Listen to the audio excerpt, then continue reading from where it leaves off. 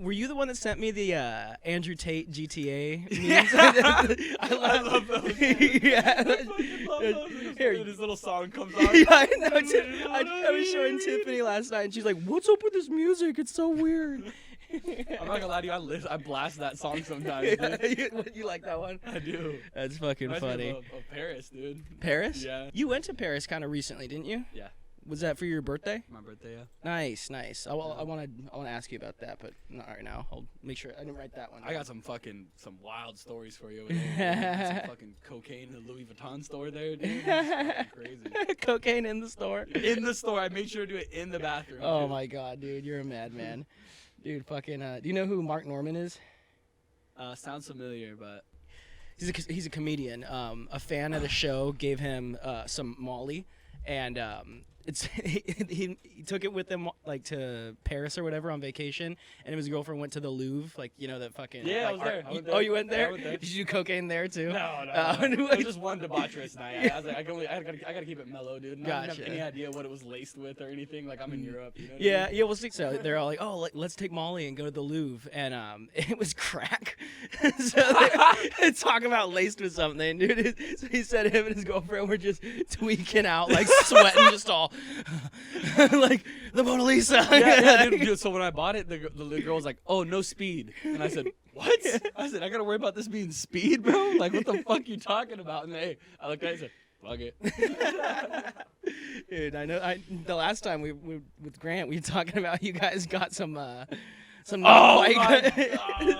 quite cocaine. I remember that, dude. I remember that. I'm over here just feeding them fucking probably methamphetamine, dude. In sleep for like 3 days or some shit. God, dude, that's horrible, man. I fucking hate. Fucking Cody comes to my house and he's all, "Yeah, that wasn't coke, dude." And I'm like, "Yeah, I know. I could tell." Dude, fucking, I won't lie. I don't do this often, but I had a debaucherous night. Not speed, but I was hanging out with a buddy, and just seriously, it was hilarious because I was like, all right, like I'm gonna hang out, just get a couple beers with some lunch, and then go home and like be responsible. Starts, dude. Dude, a couple beers turn into a couple shots. Couple shots turn into some nose shots, and the next thing I know, it's 10 in the morning. The next day, I'm fucking smoking. I'm literally smoking weed with a homeless person in the parking lot of my neighborhood. Like, how did this happen? You always gotta ask yourself, like, how did I end up here? Like, what course of action in my life did I take to end up in this spot? Oh my god, yeah. And so anyways, mine's me jerking off like 20 times, like, and then just like after that, just like, dude, what have I become, dude? Dude, Tiffany went out of town a couple times, like within the last like year or so, and like, dude, I learned. Because I've never lived on my own. I've always lived with Tiffany. I cannot be trusted with my right hand. I need supervision. Like, I definitely need supervision or it goes off the rails, dude. I get home from work or whatever, and it's like, well, like, I don't have to be awake for until, next thing I know, it's fucking, like I said, 10 in the morning. You're on your 20th jerk off, you're fucking just coming dust. Like, at that point. Your penis is looking at you like you got a neck brace on, like, please, no more. Please. You already said it's like fucking Jim Carrey. No. And fucking the Grinch. No. You're looking up at you all. No more. Fucking carpet burns on it. Shit. Yeah, but you showed me these fucking Andrew Tate GTA compilation. The Bugatti, dog.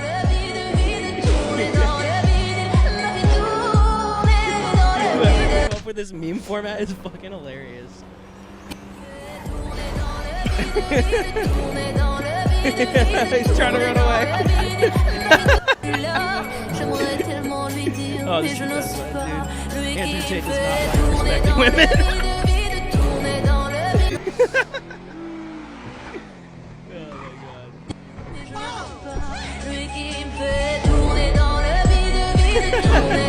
You see someone vaping. That's funny. We can cut it there. That was a decent amount. That's actually I hadn't seen that one before. When he sees someone vaping, like somebody definitely like edited these like to bring them back. Does he have something against vaping or something? Or is it just like he has a whole dude? He has this whole spiel where he's like, breathe air.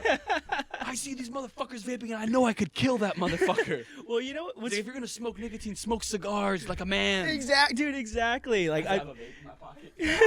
I have a weird bias where like, dude, I was pulled up to like Can a I smoke stoplight. something, or- Yeah, you're good.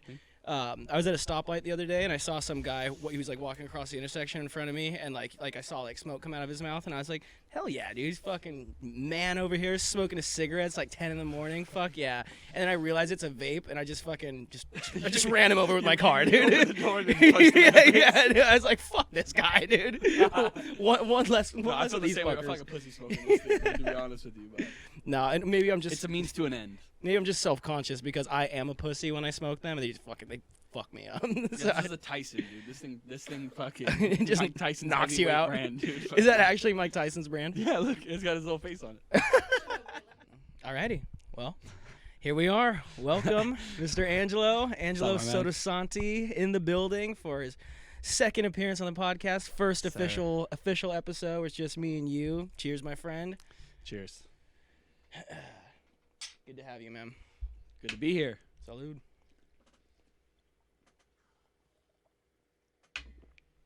Ooh. Yeah. That's one way to start the day. 11 in the morning. Got a flight tomorrow at 5 a.m. Yeah, first thing I put in my body all day. Couldn't imagine starting the day any less than this, dude. Breakfast of champions. Man. Well, first off, I want to say, dude, stoked to have you here, and thank you so much for making this work. Of course.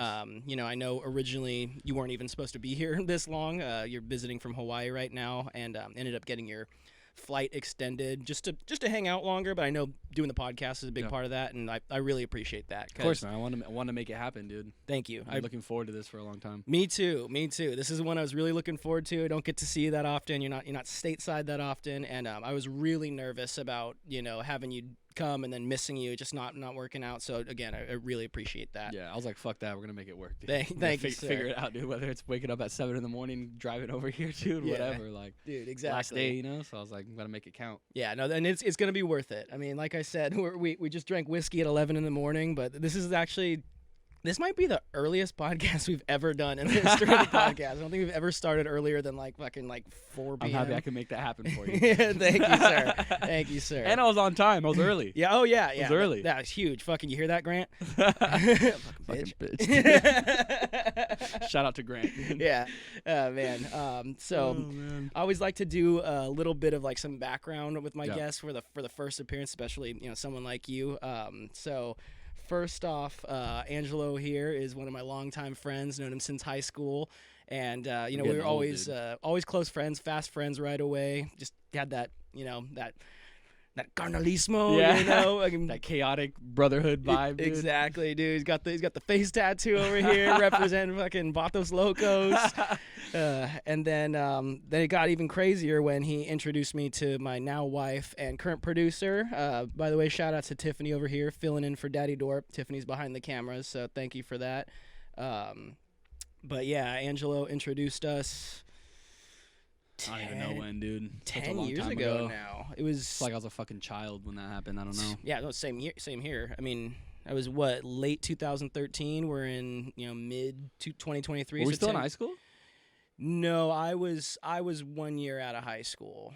So then it would be 2013. Yeah. So yeah, and then fucking 10 years goes by. Now we're married. Oh, and then the best part is, so you're the matchmaker. You introduced us. Tiffany's your cousin too. So not only are we cousins by marriage now, but you officiated our wedding. Yeah. Which is something also. God damn, dude. I didn't realize how much I owed this guy over here. So take it for granted, dude. Nah, dude, honestly. you don't owe me anything, man. Dude, you don't owe me anything. Yeah, I'll give you some whiskey and some other stuff, maybe a blowjob. Who knows? Maybe I'm always down to get topped off, dude. When we'll call it even.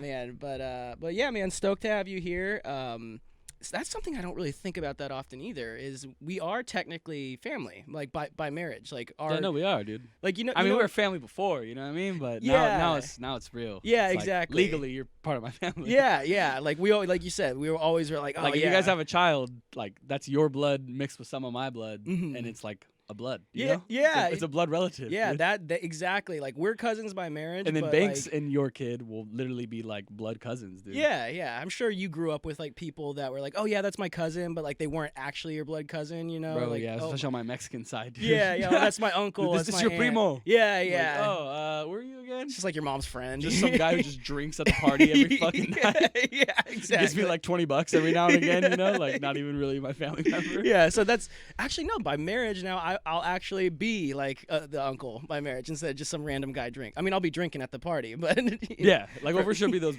fat pieces of shit uncles drinking fucking Bud Lights, dude. Yeah. Oh no, Coors Light now, dude. Coors Light, yeah.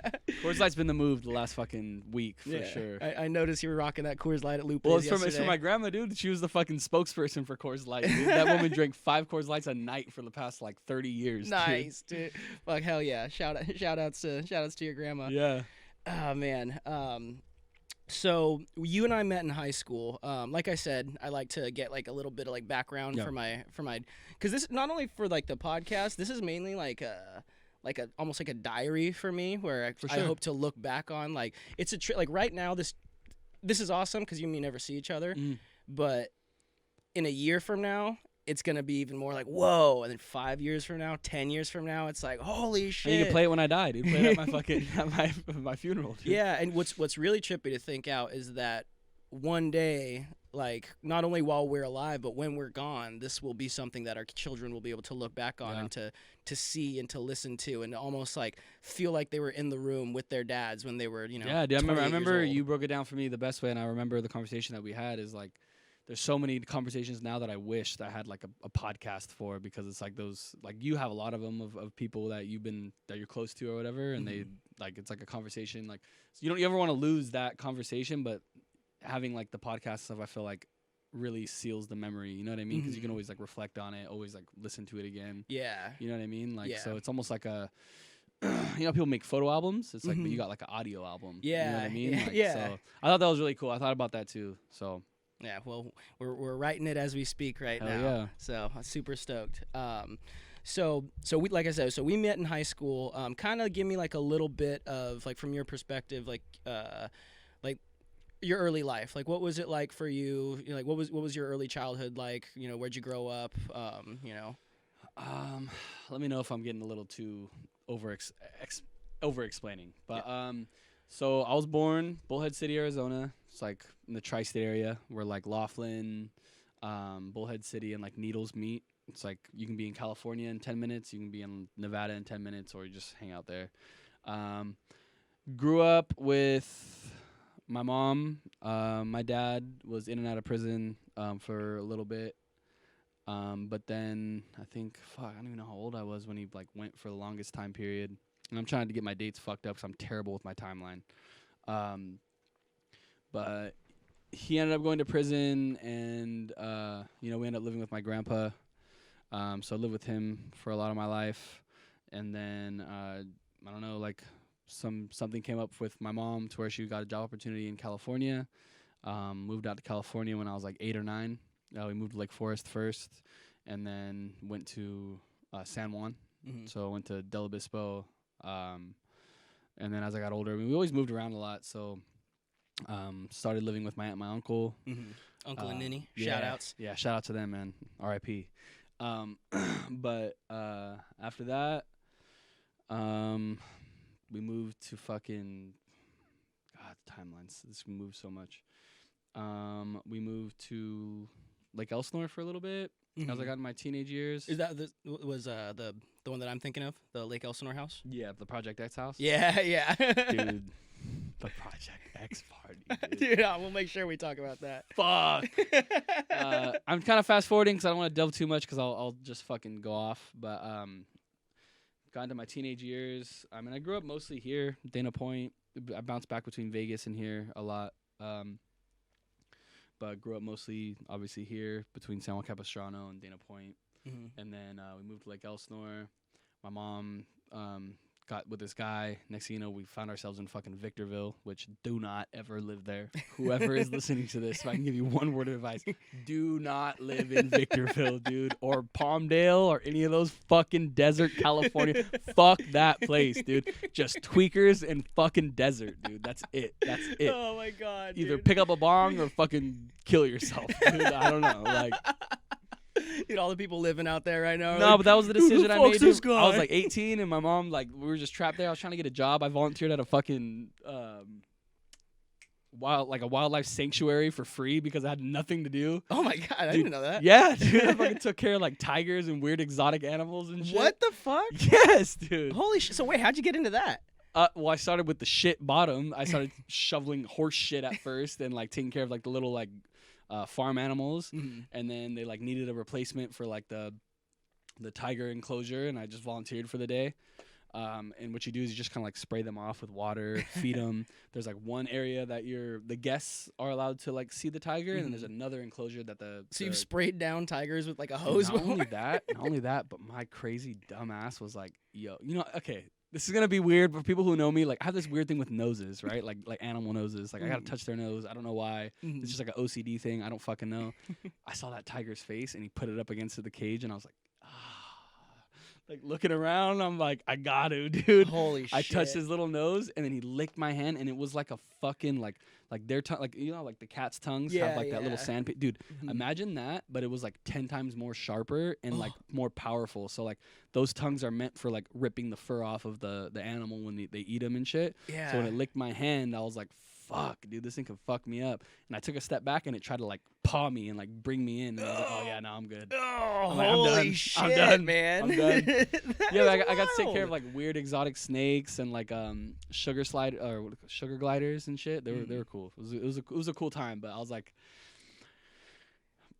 I told my mom, I was like, yo, I gotta go. Like, I gotta get the fuck out of here. Like, Well, so there's some stuff to do in Victorville. You can volunteer at the animal sanctuary. yes, which I highly recommend. It was very therapeutic, to be honest. Because all I was doing was just taking bong rips to the dome and just getting high out of my mind and then just going to sleep.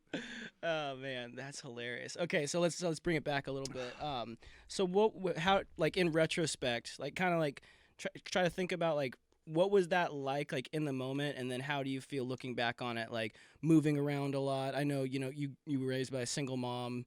Like what was it like kind of always being like transient? Terrible. I thought it was terrible. I mean, the one thing that sucked about, don't get me wrong, like the experiences were cool now that I'm older and I think back on it, because I've met so many people and like I'm thankful for all those things. But at the same time, especially now that I have a child, it's like kids need like structure, you know what I mean? Like they need like a fucking they need to be based somewhere. Like it'd be one thing if we were traveling the world, you know what I mean? But we were just moving back from shitty town to like this place. Like it was never anything good, and I felt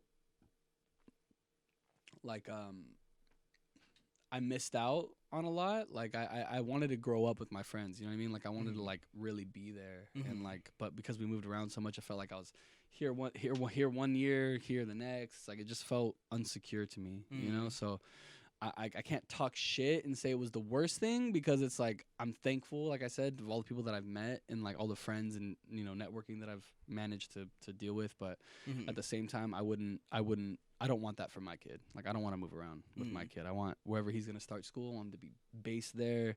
I'm gonna plant a flag and be like, okay, this is where we're gonna be for a little bit, and fucking maybe after a few years, maybe move. But yeah, I want him to have that experience of growing up with friends and having like homies and like people that you grind with, grow up with, fucking like deal with life with. You know what I mean? Like, cause that's what I missed, man. And I was a fucking stubborn motherfucker when I moved to Vegas for the first time. I didn't fuck with nobody. I fucking sat by myself outside of the cafeteria. I walked into that cafeteria, everybody looked at me, and it was literally like out of a movie, dude. Cause it was such a small town in Boulder City, Nevada.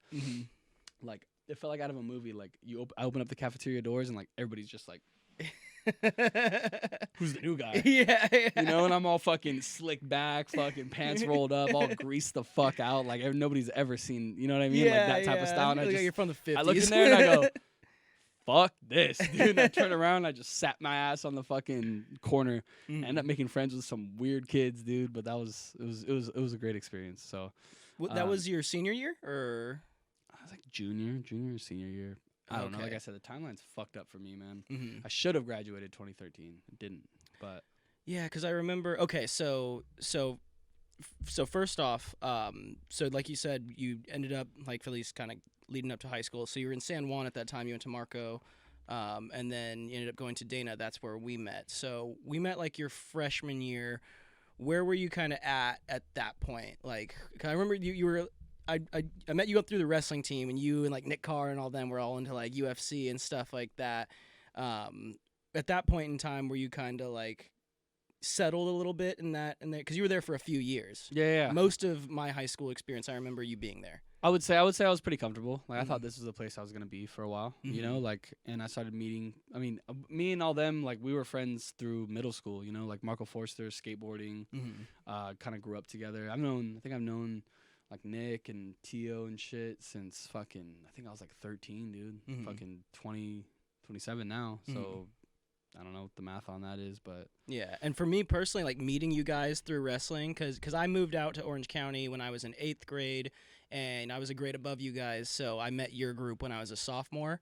And I had some friends, like I had a small group of friends, but like nothing like a friend group like you guys had. And then, you know, once we all met and became buddies and stuff like that, that's when I felt like I really like it's like a made brotherhood, man. Yeah, That's what exactly. it felt like, you know, like and that's what I longed for when I moved to all these other places. Was like, it's like these ain't my brothers, bro. Like these are my homies. Don't get me wrong, but like these are my brothers. But I mean, there were some people though that I like grinded with in Vegas that were like, they're like my brothers too now. You know what I mean? So like I said, I can't take away from my relationships with them because I love the fuck out of them like I love you guys. But it was just I didn't like moving around. It was just- Yeah. So tell me, okay, so like I said, we met through wrestling and all that, and like me personally, like I was one of those guys that like was just all in on wrestling. Like I like didn't really like party or smoke or drink or anything, just because I was always worried about like my weight and shit like that. No, but when you were ready to though, you fucking were all in, dude. Oh yeah. Once senior season was over. Dude, Oh yeah. Sorry, hang out with Bobby. Fucking shooting fucking tall cans and fucking spit, dude. Fucking. Bro, do you remember how? I think wasn't it you that one time he picked you up in his truck, or no? You like somehow you ended up there, and he was like, "Here, blow into this." I'm gonna tell you exactly what happened. If you want to edit this out, you can. Calls me. It's like 8 a.m. Yo, what you doing, dude? You fucking jerking off or what, bro? So what do you mean, dude? It's 8 a.m. I'm hungover. Like, what do you want?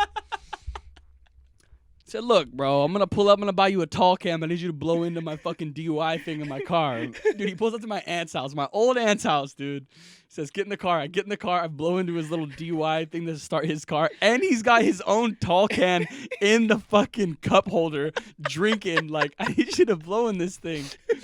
Did that, and then he took me to the corner store, dude, and bought me a fucking tall can. I went home and I think I chugged it and went to sleep, dude. Dude, I remember you were like, dude, what do you do if you get pulled over? He's like, bro, fucking slam him, bro.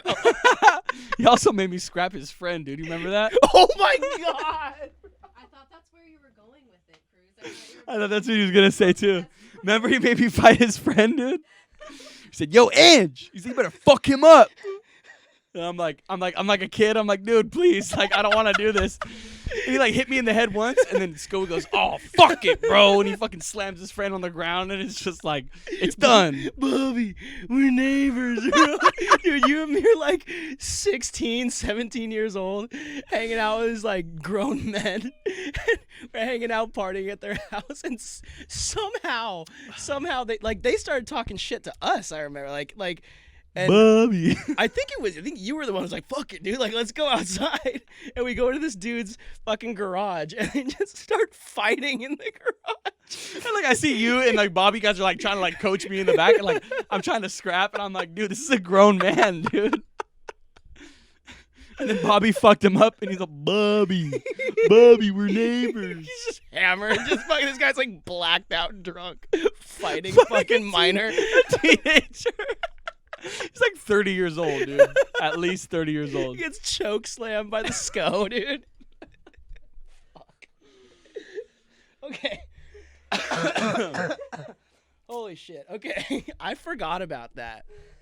I actually you see, this is what I love about the podcast is that is that not only are we having this conversation, reliving this memory, but now it's saved. Now I will never forget that story because it's 16 fucking... years old scrapping a 30-year-old.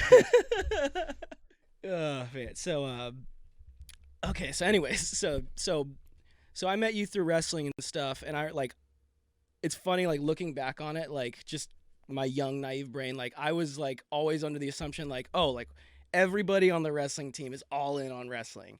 And then I'll always remember the first time I felt like something was up, like Angelo was going through some changes, is you, me, and Cooper Larson went to Ocean Ranch, and like we're just hanging out, farting around, just being kids with no money, just like walking around with no purpose. And then you guys are like, hey, let's go walk over here to some like isolated area, and I'm like, okay, whatever. And then like we were like talking, and I looked away, and then I turned around, and both you guys are smoking cigarettes. And I was like, "What the fuck are you guys doing?" like I'm so young and naive at this point. I'm like, kids don't do that. We're not even 18. You know. Now it's 21, dude. You gotta be 21 to smoke now. Yeah, right. So like. I never really got a chance to like talk to you. Like, how'd that happen? Where was that transition period where you went from? I mean, I would say it's always been like a part of me. I don't know, like I don't want to call it like the street side, quote unquote, but like that's always been a part of me. Is just like the skateboarding scene and shit. And I think I was more invested in the things that I was used to, which is skateboarding, just being a little fucking menace like on the street. And I kind of started getting closer to people who I can't say were bad, but like.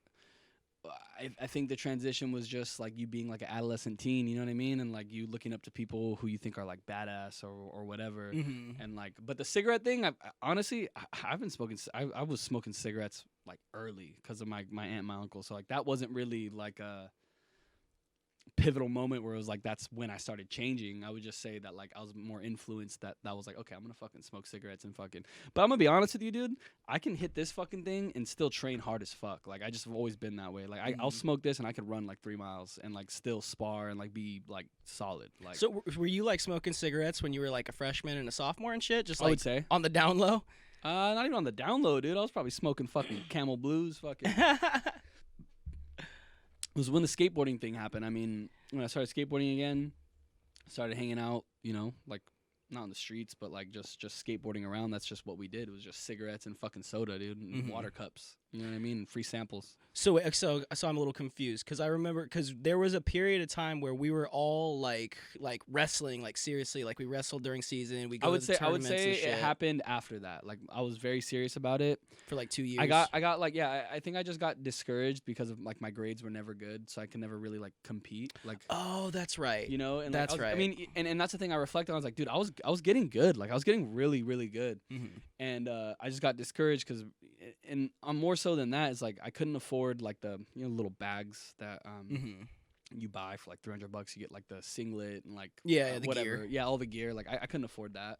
You know, my mom couldn't put out the money for it, so I just kind of was progressively getting more and more discouraged. Like, oh fuck, like well, if I can't do it, then what the fuck's the point? You know what I mean? Yeah. Like, so and then you know I had a sit down with a Betty, and you know he told me, he's like, look man, like your grades aren't in the right place. I can't put you in varsity. I can barely put you in JV. Like I don't know. Like I can't really do anything with you. You know. So at that point, it just became like I was training for nothing. It felt like, and I mean, it was really out of passion. Like I love, dude, wrestling. I tell everybody all the time, like you should wrestle. Doesn't matter. Like you should at least try it. Like even today, even like when I was talking to you on the phone, like when I'm with my jiu-jitsu guys and stuff, like wrestling carries me to this day. You know what I mean? So. I was passionate about it. I did want to get more and more serious about it, but the problem was just my grades and like my lack of discipline during that time didn't allow me to get to the point that I wanted to get to. You know what I mean? Like, and I can look on that and confidently say that because back then I really didn't give a fuck about anything, you know? And I wish I would have taken it more seriously because I think I would have been a really good athlete and would have done well. You know what I mean? No, I agree with that. You were always a very talented grappler, and you know, from what I hear, you still are. Yeah. That's interesting. Just to touch on that, it sucks that it just missed like the window for you, but around that time something happened. Just as far as like the being able to pay for it and stuff. I know now, at least in the district that we're currently in.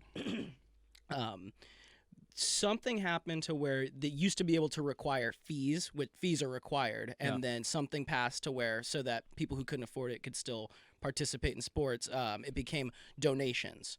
So, and for me as a coach, that's always kind of been something that bugs us, because if you can't require people to pay, even the people who can afford it won't pay, and then that decreases the amount that we make. Yeah, to be able to benefit the team. But then looking at it from like that perspective, it's like, well, if there's somebody like you, for example, who's has talent and potential, like I'd say that's worth it. Like even if you get one kid through who otherwise wouldn't have been able to make it, and it like kind of like, you know, changes the trajectory of their life or gives them an opportunity they wouldn't have otherwise. Like that's the thing. It's two sides of every coin. No, there is, man. And you know what? Like I can't like this. Like I have to make sure that I say like on record, like, dude, I bet he did try, man. Like he was very like he was very what's the word?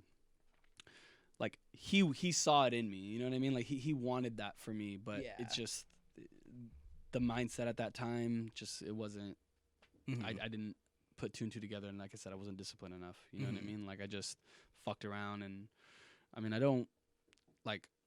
I wish I would have taken it more seriously, but you know it is what it is. Like I'm not losing sleep over it. Yeah, we're here now. You know, butterfly effect. If you go back and change one thing, you don't know what happens. Fuck, I never meet Tiffany. We're never here doing the podcast. Yeah, you never know, man. You never know. It's like a snowball effect, you know? Like, yeah. So kind of describe a little bit that, because we still remain friends, even though that you weren't wrestling anymore. You and I still were kicking it and stuff while you were hanging out with the because like you mentioned, like when like you're young like that, you look up to the older guys. It's so funny, like we're like 15 16 years old hanging out with guys who are like 18 19 maybe 20, and we're like, oh my god, these are like grown men. Not only are they grown men, they were like fucking like it's like everything a kid wants, man. They got the girls, the car, the fucking, you know what I mean? Like it's all very influential. Yeah, and nothing against those guys. I got nothing but love for those guys. But like it's funny, like looking back now, we're like 28, you know, and old like man, dude. Yeah, well, and so we're 10 15 years ago, we're looking at these guys like, oh my god, these guys are so old, they've got it all figured out. Like I want to be like them when we get older. And then you look back on it and it's like they were partying with fucking like high schoolers, dude. You know, like it's no wonder all the girls like them. They were fucking 20. That's like if I showed up to a high school party right now, like, exactly. Have all the bitches falling in love, dude. Yeah. So I guess you kind of described like how you fell into that. Like what was that period of your life like to where it's like post wrestling, pre moving away? I can't lie to you, man. That was a crazy fucking time, crazy life, crazy fucking experiences. Like I don't regret any of it though. I don't. Yeah. Oh yeah. Not at all, man. That shit was fucking fun. It was crazy. It was stupid. Like got myself in a situation. I mean, I was sleeping with girls who were fucking almost 10 years older than me, bro. Like, you know what I mean? Like, and at that time, I really didn't give a shit. Like, it was great. You know what I mean? Now that I'm older, it's like, oh, okay, maybe you could have, you know, been a little bit more chill. But nah. Yeah. You're a young buck, dude, experiencing the world. But yeah, I was after wrestling, and then, man, that's when I started getting all slicked out. Fucking started slicking the hair back, you know, cuffing the jeans, fucking dyeing my hair blonde, dude. Fucking straight up, what's the movie? Pony Boy. Fucking The Outsiders. Yeah, straight up. Just like that, dude. Like, next thing you know, I'm smoking cigarettes and beefing with the football guys. You know what I mean? Like, or do the fucking Lords AVK fucking fucking feud, Lords of South County rivalry. Dude. Oh my god! If I'm gonna talk about that with anybody on the podcast, I want it to be you. That was a weird time where like, well, you were fully fucking chomsed out too, dude. You were like Cholo Cruz, dude. Like fully, you were about it, dude. You were about it, dude. And you already had some like juice because you fucked up that one football guy. You know what I mean? Like you already had juice, so it was like that's where I got my street cred. Yeah, I got in one fight with like a big kid who was like bigger than me, and everyone was like, "Oh shit, that's the guy, dude." Dude, I remember after that, I got in a fight with this football kid, and then like for like a few weeks after that, like kids would come up to me and be like, "Hey Cruz, like, can you beat up this guy for me? Like, I'm having beef with like this guy. Like, can you kick his ass?" It's like, what am I, the enforcer now? Nah, dude. Remember Cholo Day, dude? Dude, I remember the fucking Mexicans, dude. They fucking called you out and they're like, "Hey, we don't like you dressing that." And you said, "I don't give a fuck." You're like, "I'm gonna fucking dress like this whether you like it or not. So either do something or don't." And I'm like, "Dude, this guy's crazy, dude." I'm like, "This guy's fucking crazy, dude." Dude, it's like looking back on that kind of shit, like I'm very averse to violence now. Like, I'm very, like, because I've been injured and I've had some concussions. Like, now it's like, dude, just walk away. You know, just do everything possible not to get your ass kicked or jumped, you know? But when you're young, you feel like invincible. So, like, well, you were invincible. That's you cutting weight, fucking wrestling, fucking. That's You were there, bro. Superhuman. That's what the Yeah. coaches used to say. You have a short window in your life where you get to be superhuman and know what that feels like. You took full advantage of it. We fucking on Cinco de Mayo, we would dress up like cholos, and we're a bunch of, like, minus me, like, we're a bunch of like white kids. Buttoned up all the way to the top. Fucking Cooper Larson looked the most. He had like a fucking hairnet on and a fucking. Dude, I will never. I still to this day cannot not laugh when I think. So we all planned to dress up like cholos for Cinco de Mayo, and Cooper Larson shows up with fucking like Dickies pants up to his tits, and a wife beater and a bandana, and that's it. And the kids, we literally used to call him Casper. He fucking glowed in the dark. He was so white. Oh, God. And that's right. And then the fucking Mexicans confronted us at lunch. Like, every school has, like, a group of fucking, like, cholos. Like, oh, yeah. They grouped up, too. And it was, like, leader versus leader, yeah, dude. Like, hey, why you dressing down, fool? Why you guys dressing down? Oh, my God, dude. And you straight up looked at that guy and you said, I'm going to do whatever the fuck I want, dude. And I'm like, fuck, we're in it, dude. We're about to have a fucking gang war, dude. We're so lucky no one got, like, stabbed. Like, no, we're lucky we were in, like, L.A., dude. And Exactly, fucking got dude. fucking knifed under the armpit. I know, dude. While taking a piss. Like, yeah, we were dealing with some South Orange County Mexicans. Not some, they're like, like half. Fucking Walmart brand. We have Mexicans at home. But now looking back, I do feel bad. I'm like, damn, bro, we were really fucking cultural appropriation, dude. It's a little disrespectful. A little bit. I'm telling you, I wish somebody just traveled around us with a camera, dude. We'd be as big as the Nelk boys right now, dude. Fucking. If I had every iPhone from the moment that I was in high school till now, dude. Fuck. Dude, we used to have our first before we adopted Lords, we were Bith. Remember Bith? Boys in the hood. Boys in the hood. We would in wear the hood of Orange County, dude. baseball caps that said B on them, and we'd That's when I did toss up I think the that's when I Bs. did like steroids for the first time. For the first time, because I did HGH too. I remember I popped the fucking cycle, dude, and I looked at that picture and I was like proud. I was like, fuck, man, I'm getting buff, dude. Because I didn't hit like the 3 digits until like a little bit into freshman year, dude. And then once I started wrestling, when I went into my sophomore year is when I hit like 150, dude, and I was fucking like, I was shredded, dude. Yeah, I was yeah. fucking shredded. Tio, though, was shredded as fuck. I was just gonna say, I remember Tia was on that too. Like, I have this like vision burnt in my memory to where we were all at the beach like sophomore, junior year. Jacked. And he was walking out of the ocean, and he just looked just like a Greek god. It dude. was bizarre. I was like, holy fuck, dude. I didn't know he was juicing at the Dude, time. he was, too. dude. Yeah. He was fucking juicing it hard for a minute. His titties were all huge. Yeah, fucking, just like like big ass 8-pack, pecs, yeah. 8-pack, fucking little V line. I'm like, dude, who is this guy, dude? Yeah. Like, just hanging out with him, you get bitches, dude. You know what I mean? Like, oh man. Okay, so that brings us to the Lord's what was AVK AVK feud. So I don't know how much you remember this, but I remember it all, man. A generation or so before us, there was a group of kids who came up with this thing called the Lords of South County, and they were a little like gang in Southern Orange County. And if you don't know Southern Orange County, it's a very wealthy area.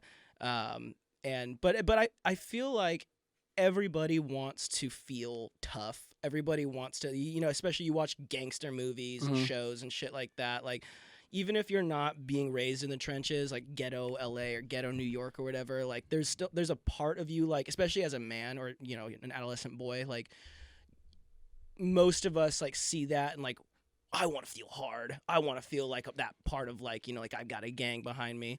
So I feel like these guys just wanted to have a sense of that, and they made their little gang, and it ended up kind of escalating to the point where some vicious, Fuck somebody up. yeah, some vicious shit. I think they killed somebody. I think they I gained don't like remember. brain I remember damage. watching the news story about it, but I don't know exactly what it was. Yeah. So anyways, long story long, some of those guys were on the wrestling team and ended up being our coaches when we were in high school. Yeah. And they didn't encourage it per se. They weren't telling us to be like, I'm gonna have to argue. Like, maybe not encouraging, but like they threw the Lord's thing around a lot. the name. dude. Yeah, they used the word. They would talk Like, about that's it. Lord's as fuck. Yeah, yeah. You Well, know, like- to this day, dude, like to this day, me and my friends like Angelo, Grant, even Alex and stuff, like when we're on the phone, when we get off the phone, it's like, all right, man, I'm gonna go. All right, see ya. Lord's out. I got it blasted, bro. I got it blasted on my fucking ankle, dude. What? Yeah, Oh, that's right. Lord's. Let me see. That's your anklet. With the 3 dots, dude. We'll get a picture of that. I'm definitely put a picture of that like over here. Make sure we don't forget that.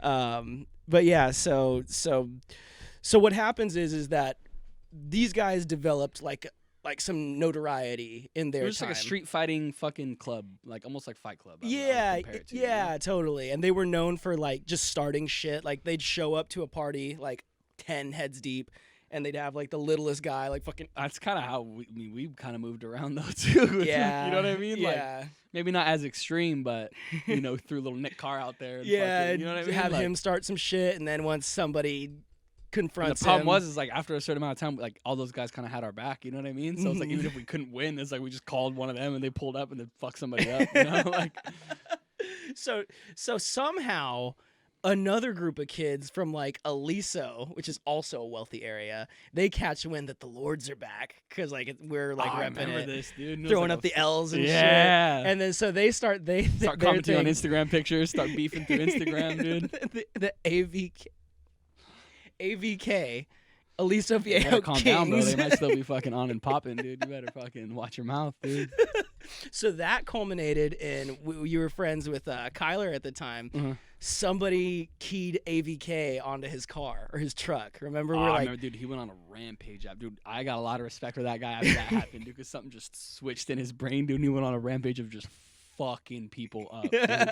he had a hit list. He had a hit list, and I was right there with him on the right-hand side, dude. Fucking Robert De Niro, fucking Goodfellas in it, dude. Yeah, so that's the main one that I remember is that like we recruit. This is in the early days of Instagram where it's like just starting, Yeah. but somehow it gets known that one of the guys on the hit list is at Ocean Ranch up the street. I remember. So Kyler called me. So he what goes- happened? You described Kyler it. calls me and goes, "Yo, I'm gonna pick you up and we're gonna go handle some shit." I said, "Bro, I'm down. Let's go." Picks me up. He like had fucked somebody up the day before, I think, because like I said, he was on a fucking rampage. He's just fucking people up, man. And he hits me up and he's like, "Yo, we're gonna go up to Ocean Ranch." I can't remember if like they just happened to be hanging out there or something, but Well, what's funny is this kid was alone. He was just hanging out with like a But, group but of you pulled up girls. too, so we were like 2 cars deep looking for somebody. Yeah, I don't remember why. I don't remember if he was there. We got wind of the person who was there. I don't remember. But Mhm. were we ordering El Pollo Loco or was the person ordering El Pollo we Loco? like they posted that they're like getting El Pollo Loco. We just dropped on him. Anyway, so we pulled up. I pulled up. I'm not gonna drop names, but I pulled up. And next thing you know, dude. They were in the That- driveway or the that- drive-through. Yeah, dude, he grabs a hold of him and just starts fucking him up, slams him on the ground, just boom, boom, boom, boom. And I come up right behind him, bro, just stalking his fucking face, dude. Like, fuck you, dude. Fucking bah, bah. Like, straight up Robert De Niro, Goodfellas. With the face and everything, dude. The fucking.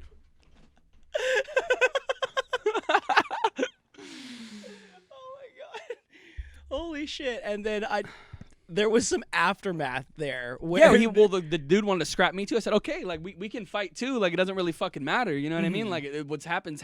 We all met up at Salt Creek, and like there was fucking like at least 100 kids there, dude. Everybody met up because everybody was talking about it. Hey, this person just did this, da, da, da. And then we pulled up with fucking his older brother, and everybody didn't want nothing no more, bro. Nobody wanted to do nothing anymore, dude. And I'm like, what? And he's like, so you want to go one-on-one? I was like, bro, let's go one-on-one, dog. Like, fuck it, let's go. Mhm. And then something happened where Tio was there somehow from San Juan. He was going to San Juan. I don't know how the fuck he was there. One of his friends was trying to scrap me. It's turned this big ordeal. And then next thing you know, my friend's older brother's breaking shit up.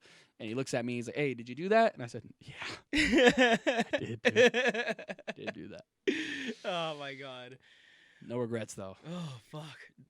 What a wild time. I mean, I wasn't nearly as deep as you guys were. I was very like peripheral with it. But Yeah. like I said a second ago, like I can't believe how crazy. I would never do that shit now. Like I'm so. Well, what's even funnier is when I went to Vegas, bro, started a whole new chapter, dude. That's right. That's okay. Went to So Vegas and all my homies were saying Lords, dude. All of them.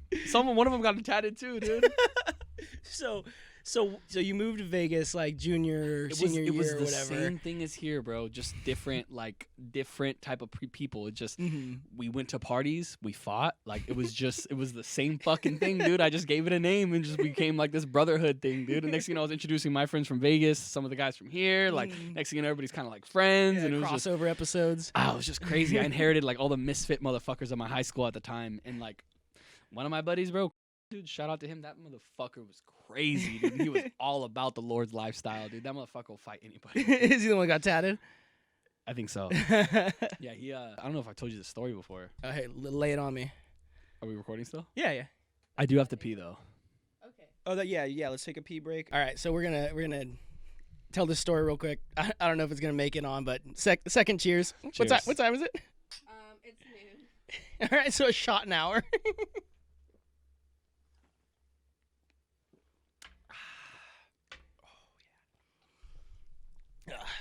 So, anyways, this fast forward Vegas times, craziest part of my life, man. I mean that fucking place I was shot at. I fucking was always going to parties. People were fighting. People always had guns. It was fucking just weird, crazy time of my life. Anyway, somebody I know asked if I can hide some of their guns at my house, and I said that was fine. Now, when I say some, bro, I'm talking like an AK-47, a shotgun, a fucking Magnum pistol, dude. And I think that was it. Oh my god! But under my mattress. Keep in mind, my mom has no idea about this, dude. It's all under my mattress. Anyway, we're partying one night with one of my homies, and one of my homies he's just kind of like a dark kid. Like he's just tell he's going through a lot. I'm looking at him, and I know he has this weird idea in his head. Because a young kid, you're a dumbass. I took all the guns out. My mom was gone, and we're all over here just fucking with the AK-47 and like fucking all this other shit. Like just playing, or are you shooting them? No, we weren't shooting him. I was just showing it to him. Oh, okay. Safely though. We all knew how to handle a weapon, just in case this does make it on someone. But I remember I was looking at my buddy, and like it looked like he had a thought in his head when he was holding the Magnum, and I'm like, I feel like I should take this away. You know, like I was like. Looking a little too excited. Your gut kicks in. It's Yeah. like, he's thinking a little too deep looking at that thing. So I asked him, hey, man, what's on your mind? He's like, well, you know, my mom's boyfriend, like, beats up my sisters, beats up my mom, and, you know, beats me up too. Like, you know, like, I'm like, well, what do you want to do? And at this time, I'm not going to lie to you, man. When I was down there, I didn't give a fuck about anything, dude. I did not care. I was down for it. The key thing, and you ask anybody that I was growing up with at that time, was, are we riding? Like, that was it. That was the one line that you get hit with, and you say, let's go. Like it's you the know? fucking Wild West. Yeah, like, let's go. And that was on anything stupid. That's what you used to say. So fast forward a little bit. He said, what do you want to do? He said, well, let's go pull up on him. I said, pull up on him what? It's like, with all the guns. I'm like, okay. Like, looked at my homie, he looks at me, and he's like, and this is my older homie at the time, and he was fucking going through his own crazy little phase. That's the reason why I had his guns at my house. He looks at me, and he goes, are you down or what? I'm like, well, I ain't gonna say no, dude. Like, so we load up in this car, bro, with a shotgun, an AK-47, and a Magnum under the seat, dude. Jesus Christ. We go to this person's house. Keep in mind, none of the guns are loaded. You know what I mean? Like, nobody was planning to kill nobody or anything. So, like, nothing. Oh, okay. Nothing like that happened. But my buddy, we looked at my buddy and we said, "Hey, man, like, this is your problem, so you're gonna handle this yourself." You know what I mean? Like, we're just gonna be in the car. He runs out. We hear arguing. Next thing you know, he has the Magnum in his hand, and the boyfriend of the mom comes out, and he's got it to his head, bro. Like, he's got like the gun to his head, dude. Jesus And Christ. so we all get out. My homie comes out with the shotgun, fucking points it at this guy. But dude, I'm gonna tell you what, this guy we pulled up on, bro, had the biggest nutsack I've ever fucking seen, dude. He looks at everybody and he goes, "Y'all ain't gonna do nothing." And then Of course, me. My homie looks at me. The only gun that was loaded was the AK-47, dude. That Oh was my the only God. gun that was loaded. He looks at me. He goes, Angelo, go grab the AK. And I'm all, oh, fuck. Of course, I gotta be the one who grabs the loaded one, bro. Like, so I go to the back, pull it out, cock it, boom, boom. And then next thing you know, he's like, look, okay, I'm sorry. Like, I'm not gonna hit your mom no more. Da da da. He's like, yeah. We all start talking shit to him, and we're like, yo, you wanna come with us to the desert? We'll fucking bury you out there. Like, and at that point, my homie that was kind of initiating all this, not the one who whose mom was getting beat up, my older homie. I could see the look in his eyes. I was praying, dude. I was praying that guy did not get in the car with us, because at that point there was no going back. Like there was no going back. Like whatever happened that night would have happened, and we would have had to deal with it. You know what I mean? Like, because the way that he was like, bro, we're either all in or we're fucking not doing it. So, you know what I mean? So it was fucking crazy, because nobody ended up getting hurt. Nobody went to jail. We ended up fucking dipping out of there, going back to the house, put all the guns back. Back onto the mattress. Back onto the fucking the twin mattress, dude. Fucking Safe spot. 17, dude. Like not even 18, not even old enough to fucking get married. You know what I mean? Like, Holy shit, man. and so yeah, that shit was crazy, dude. And we had to lay low for a while, I remember, because that guy was kind of like out looking for us. We kind of had to lay low. We all didn't really talk to each other for like a week or two after that. Oh my Just God. to kind of like keep things kind of quiet. Dude, that is fucking crazy. But that's kind of how the Lord's name got stuck out there, because that was the group. That's that's what we were called then. It's just we were doing a little bit more like hood shit. You know what I mean? Yeah, Like actually yeah. kind of putting a name behind what we were doing. You know? So. Dude, that's crazy.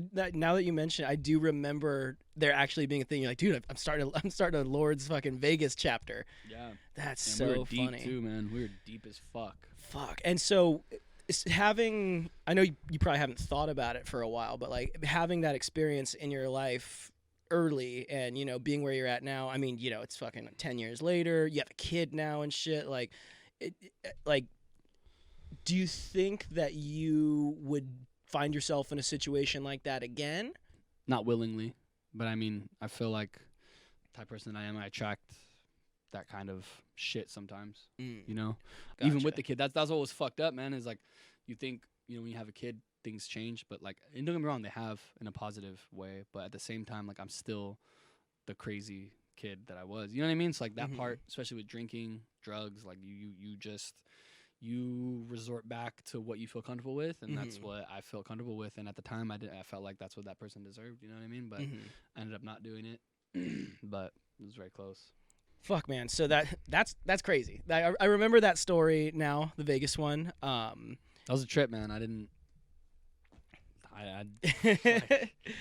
don't know, like, how I ended up there. Yeah. You know, like. Well, what's funny is that, and I appreciate your honesty that, like, you do think that you could end up in that situation again. Like, maybe not willingly, but maybe, like, you know, like, you end up around somebody who's like that. Because on me personally, like, I had never had anything close to that. But even when I look back at some of the situations that I was in that was a little bit more hairy, like, I avoid those like the fucking plague now.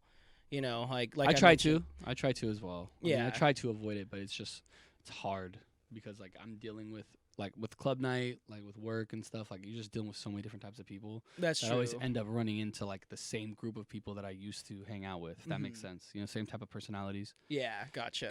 Like birds of a feather flock together. You know what I mean? Like you just end up meeting people like that. You know what I mean? Like.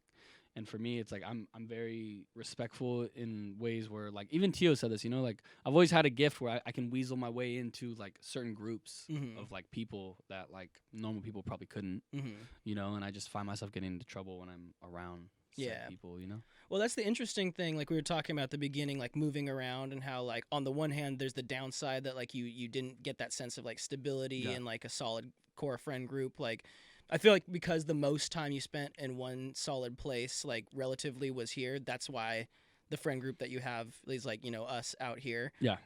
But I would definitely say, you know, tell me if I'm wrong, but, like, the upside is that ability to, like, to fit in no matter where you are. You know, that's a skill that you definitely don't get if you stay in one place your whole life. For sure. Which is, like, you know, I would say, you know, I moved once, but I basically, you know, I went from, like, Chino to Orange County, and then that's it, you know. So I don't feel like I have as much of a skill in that to where, like, I feel like I could fit in anywhere I went. But so okay, so kind of switching topics a little bit here, but you're a dad now. Yes. So Been for 3 years, bro. Yeah, so we go from being the wild young man that we just Hey, described. make no mistake, I'm still wild as fuck, dude. Well, so but in a calm fashion. yeah, you know? yeah. Wild dad. Yeah. So that was kind of like the end of high school period for you. What was going on in the period between high school and the birth of your son? Fuck. I mean, my uncle died, and then started living with my aunt a little bit. Then she had to move because she couldn't really afford to live there. So that's when I went back to Vegas. Had my crazy life there, just partying, doing drugs, fucking Molly, cocaine, all that shit. Just being crazy, fighting, fucking, just being stupid. But then, where was this? Vegas. But the pivotal moment is when I got shot at for the first time. That's when I switched my mindset a little bit, man. Like it was crazy. I was at my homie's house, my older homies. These are all like gangster motherfuckers. Like one of them's from South Central, like a whole bunch of other like one of my cousins, and all their homies. And they caught somebody like trying to fish cars, which means like they're trying to roll down the window or like open the door and try to like get into your car and steal shit. My big homie caught these two black dudes doing it, and he walked in the house and said, "Hey, these guys are trying to fucking jack shit out of everybody's car. Like, get up, let's go." We all got up, walked outside. Next thing you know, he's walking. He's farther ahead than us, but he's chasing after him a little bit. He starts throwing up gang signs to them and shit, and like the guys are like, he's like, "Hey, my homie's like, hey, you're fucking with like da da da da," and that's when he starts throwing out his gang signs. And Lords. No, this was a straight up fucking Sereno, bro. Like straight up gang banger, dude. Like, so you upgraded. These guys were fucking gang bangers, dude. Like, you upgraded gangs. I was never gang banging like that at all. But these two kids turn around and they go, "Oh yeah," and he's like, "Yeah, what's up?" Bro, all I see is just this giant handgun just come out of this guy's hand. He goes, boom, boom, boom. And a bottle rocket? Like when you light off bottle rockets, the firework? That's what it sounded like when the bullet passes by your face, dude. He just goes, like that's exactly what it sounds like. And it happened like 3 different times. And then we got back into the house and we all start fucking laughing like it was this fucking great time. Like, dude, then I get home and I'm laying in my couch and I'm just like, that was not chill. I looked at my cousin and he's like, "Yeah, we almost died, bro. Like, you almost like, dude. Imagine I had to tell I looked at him. I said, imagine you had to tell my mom I got shot in the fucking head, dude. Like, how would that work out?" He's like, "I don't know, honestly." Like, after that, dude, that's that. And then there's one more thing, but yeah, that was one of the reasons why I had to get the fuck out of there, dude. Because I knew there was only 2 ways this was gonna happen. Because I mean, I was hanging out with my homie, and he wasn't like my kids were my age. They a couple of them had guns and stuff every time we went to a party. Like, it was just normal. But it just started getting to a point where I knew it was getting a little out of control. To the point where people started recognizing who I was with, who people around me were associating with. Like, it just got very deep, very fast. So, that happened. And then some shit went down with my mom and her boyfriend at the time. And so you said that was like the second time, or? Yeah. Okay. So the final one, and I'm not gonna go too crazy into detail. Anyways, long story short, my sister had called me. She said that my mom's boyfriend was like throwing like glass at her or some shit. And I was like, what? I was like, hell no. I was like, all right. So I called up my buddy who I knew he always had a gun. And I told him, I said, "Hey, can you come to my house and bring me your gun?" I was like, "So I'm gonna kill this motherfucker." You know what I mean? Like, so he comes to my house. He gives me the little pistol. It's like a little snub nose, like 357 or something. I put it in my pants.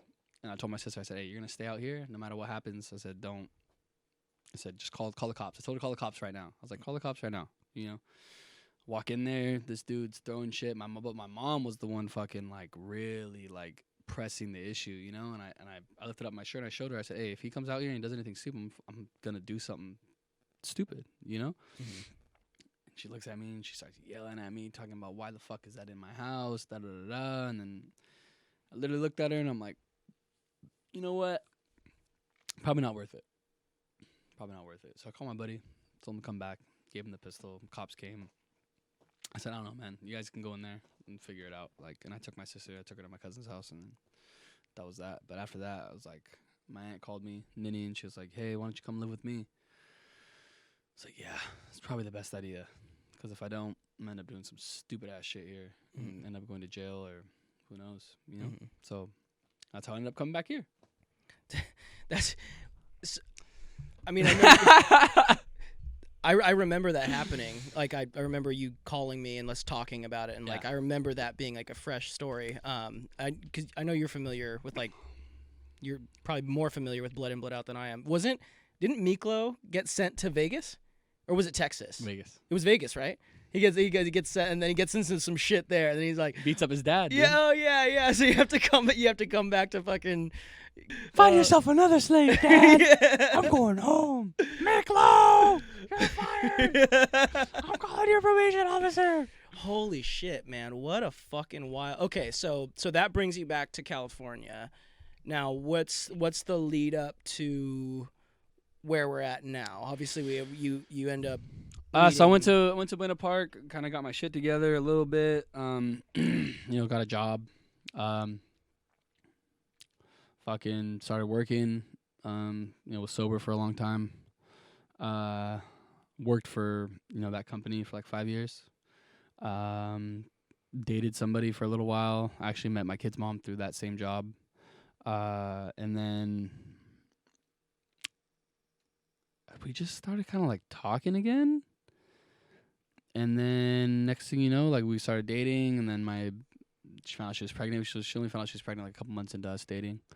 And then I just started prepping, man. I just was like, fuck it. Like, my kid's coming soon. I got to get everything together. I got to start like saving up money, started saving money, paid for all his shit that we needed. Like that was I mean, no lie, that was during the fucking pandemic free check time, you know what I mean? Like that was like getting free money and all the stimmies were coming in, like plus I was still getting not paid, but it was the checks that we were, the unemployment stimulus, the unemployment checks, I guess what they were, I don't know, like something like that. So I was still getting paid as I wasn't working, but I started doing like DoorDash, like all those types of things to try to make some more money. But I was sitting pretty good because of how much I was getting paid. Even the small percentage of it was a good enough amount for me to live off of to take care of her and him. And then he was born, and it was like family man for a long time, probably like a year or two. So that's kind of where we got back into the picture with each other. So that whole period of time between where I guess I'm kind of losing a little bit at story time too, because that's when Nini got sick and I was taking care of her. Oh yeah, and that was a big part. That was a big part of us getting reacquainted too. Yeah. So, okay, so you introduced us, and then we ended up getting like reacquainted again when we were getting married. And I was like, I always feel like giving credit where credit's due. I feel like that's very important. So it's like, I want Angelo to be a part of this, because like I am not only marrying somebody that he introduced me to, but marrying his fucking cousin. Like this is like kind of important. Yeah. And symbolically, I felt like. So, and that was right around the time that Nini got sick. Yeah. So I remember that was a really tough time. What was that like? That was like pandemic times too, right? Fuck, man. I mean, like, it was terrible, bro. It was the fucking worst thing ever, dude. It's terrible. I mean, on the same hand though, it was the weirdest experience, because like you're visually seeing two parts of life. I'm seeing someone fade out, and then my son was like a newborn, so it's like you're seeing life. Like it almost felt like God was like, "Yo, look, I'm gonna take something from you, but I'm gonna replace it with something." So it's like, yeah, it's gonna suck, but now you have this. You know what I mean? So it was cool in the sense of like, I remember one time I was just eating dinner, and like she was laying down, and Banks was just playing in his little, like, I don't know what they're called, things that they sit in and play in. I don't know what the fuck they're called. I'm just eating, and like I'm looking at them both, and like I'm just like, fuck, man, this is the craziest experience ever, because you're literally seeing like life float out and then life float in. You know what I mean? So it was just like, in a weird way, like, yeah, it was depressing and it was sad, but at the same time, it was like I couldn't really be too down on myself, because it's like you kind of got something that's not replacing, but it's like it's you just are seeing the full circle of life, like right in front of you. You know what I mean? Like it was the weirdest thing ever, man. Like I couldn't explain to you like the feelings I got when I would think about it, because like obviously I was sad because I'm losing my aunt, but at the same time, like my son was just born, so it's like it was hard because Leilani had to go back to work, and I remember like I had to watch him, but like watch her, and it was that was probably the hardest. Was just like trying to focus being a new dad, but also like a caretaker for like a elderly person who has cancer. Like it was just two rough things trying to balance, you know. Yeah. And towards the end, like you know, her parents helped me out a lot. Like they would watch him a lot when it got bad. Like when she started getting into like a what's it called, like a comatose state. Yeah. Yeah. Like where I had to like give her medicine and shit. Like that's when he started kind of staying with them a lot more. And yeah, I mean it was fucking terrible. Like there's no easy way to like sugarcoat that, you know. Yeah, like yeah. it was rough. I mean I don't regret anything though. We did everything that I wanted to do. Like I made a list, you know, when I found out she had cancer, just because I've been so used to losing like my grandpa and my uncle. Like I made a list, like her favorite books, like her favorite movies. You know, we watched like a lot of her favorite movies together, laughed. You know, she carved a pumpkin for the first time in her whole entire life, like Wow. with my son, dude. So it was like, it was bittersweet, you know, like Yeah. And then for her last moments, like I think she died December 28th. There's this weird thing that happens to people when they're dying, where they get like almost like a second wind, where like it's random, like they act completely normal, like nothing is going on. Like she was in like a comatose state for so long, and then randomly, like it was Christmas Day, bro. Christmas Day, she woke up, and she was just normal. So, oh, I want some water. Stood up. She's like, I'm a little hungry. Ate a little bit. She's like, oh, it's Christmas. Is Banks gonna open his presents? Like he got to open his presents in front of her, and then she laid down, bro, and then that was it. Like 3 days later, boom, gone. You know? It was rough.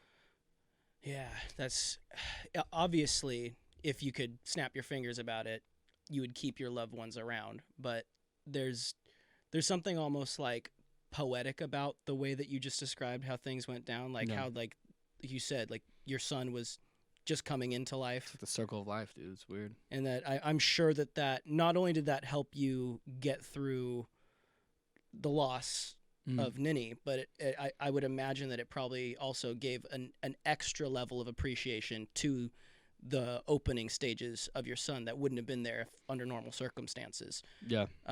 Because, you know, obviously it's a little different, but, you know, I didn't nearly have anywhere close to the relationship with Ninny that you did, but she was like my mom, you know? And because of that, I'll always remember, like, when you were out here when we were younger, like, when I would go to your house, you know, it'd be Ninny's house. And I'll always remember how sweet and how kind she was, and just classic fucking just Italian matriarch, dude, just smoking in the fucking smoking living room. cigs, dude.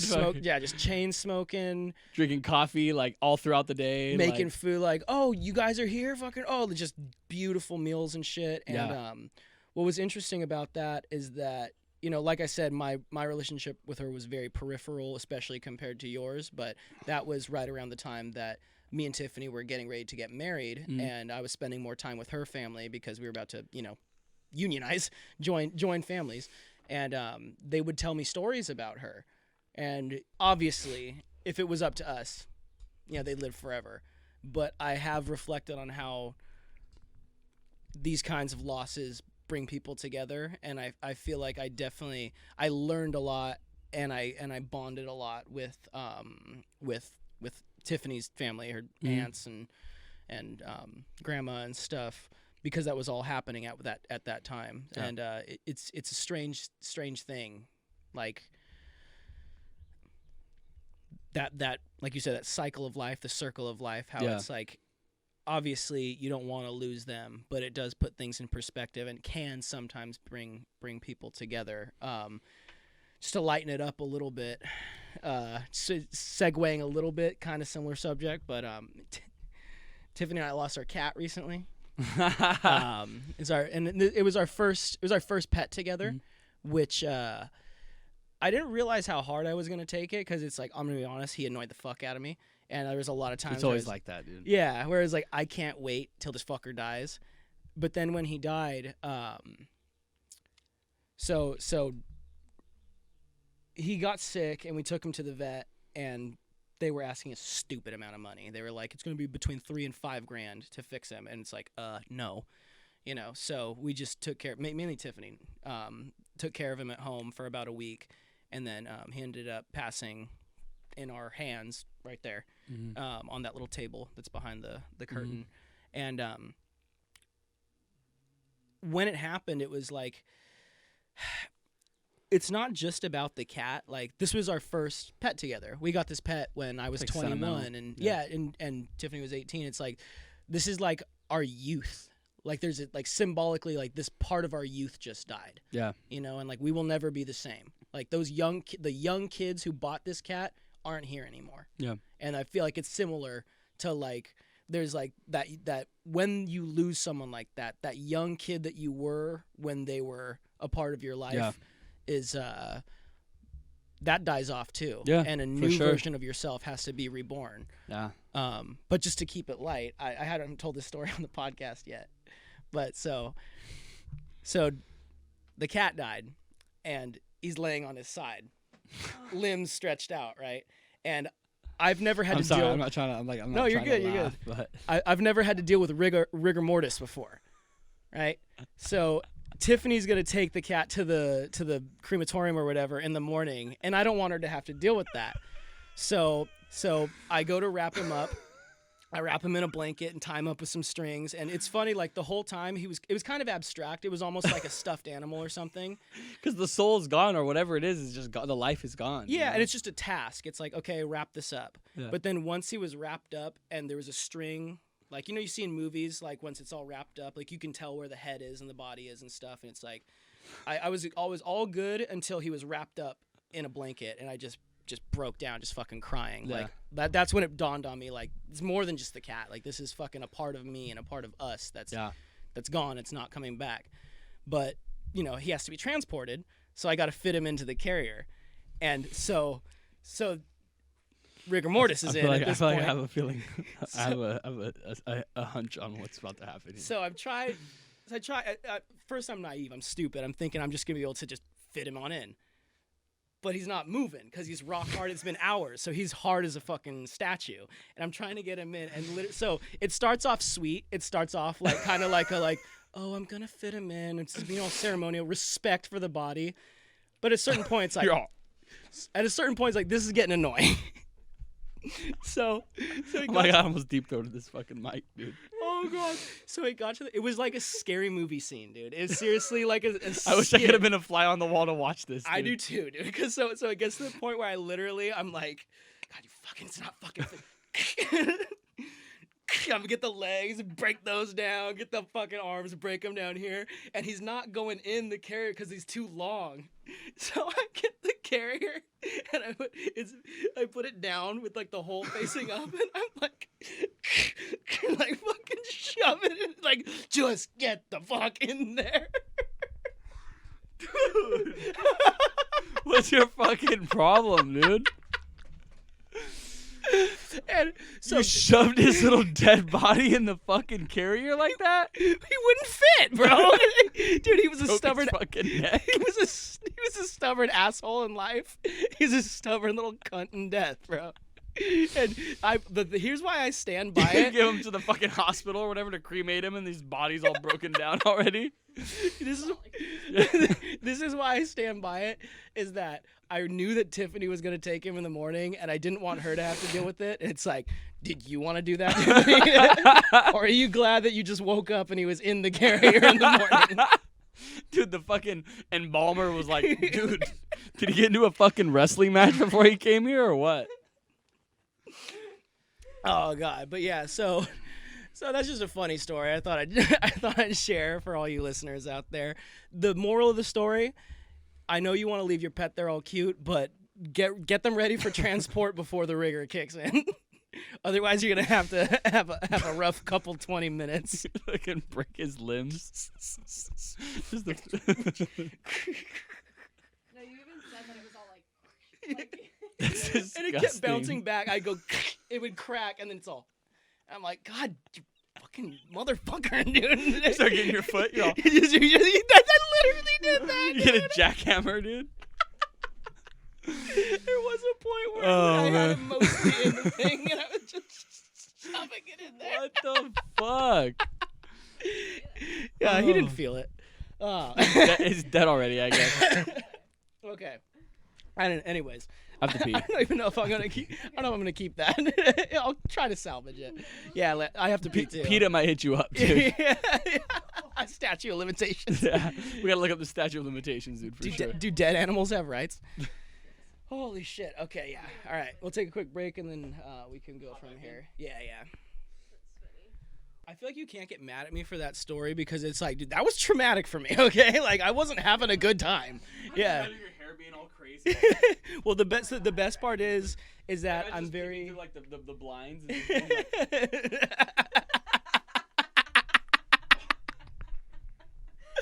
And like... So I appreciate your sentiment that you're like, aren't you glad that wasn't you? It's like, yeah, no shit, because I wouldn't do that. You just come back home and there's a dead body. No, if he was, I just would have threw him in the trash. no, me and my sister were talking about that, Jenny. But no, if he was so stiff, I would have just like put him in a white trash bag. You come in with a chainsaw. yeah. What the? Yeah, you're a sicko. I just would have thrown him in a trash bag. I brought him in a little. He came in all ceremonial, fucking wrapped up. But then the best part was I take him to the vet, and I'm like, okay, I don't know if this is weird, but can I like obviously take my carrier right back? Which we had ended up throwing out. Yeah, because it smelled so bad. Rigor mortis. Yeah.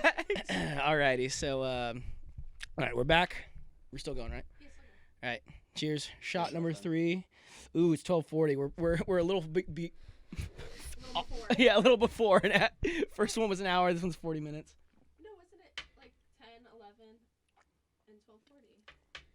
No, it started at 11. Oh, okay. 11, 12, and 12:40. Whew.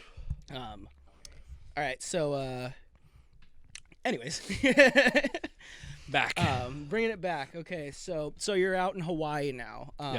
And I want to get to kind of what brought you out there. So first off, what was it like? Being so. How old were you when Banks was born? 25. 24. 24. Okay. Yeah. 20. So, I mean, obviously people have kids younger than that. But what was it like? Having your first kid so young, and I know you were dating his mom and stuff, but you guys weren't like in like a 2, 3, 5 year relationship or anything. What was that like for you, especially during the pandemic? I'm not gonna lie to you, man. Ever since I was a kid, I wanted a kid. For me, it was nothing but positive. Like, as soon as I found out she was pregnant, like, obviously I was respectful. It's like, okay, if you don't want to like keep your body, your choice, right? I was like, but as a parent, as a dad, if you don't want to do this, I will take full responsibility of the kid. You know what I mean? So, but together we're both like, no, that's not what we want to do. Obviously, we wanted to keep it and do what we need to do. It was never an option not to. But I mean, obviously, I wanted to like tread lightly, But it was cool, man. It was. I think my favorite time in my life right now is probably like his newborn stage. Which, don't get me wrong, I'm really happy about his life now. But like, that was probably the coolest moments of like being a human being ever. It was just like taking care of my son and like him being like a newborn, bringing him home. It's like he's so vulnerable and like me, I'm like such like a. I don't know, man. Like I never thought. I mean, I always knew I was gonna have a kid, but I never thought like when it happened, like how real it got really fast. But during the pandemic, it was kind of rough, dude. I can't lie to you and say that like it was terrible going. Like it just sucked. 'Cause like me, I'm used to my family being around, and the way that like births and pregnancies have been with my family is like usually your whole family's there. They're all kind of in the labor room and stuff. But it also made it more intimate for me and my kid's mom, though. Like it was just us, So all we had was like each other.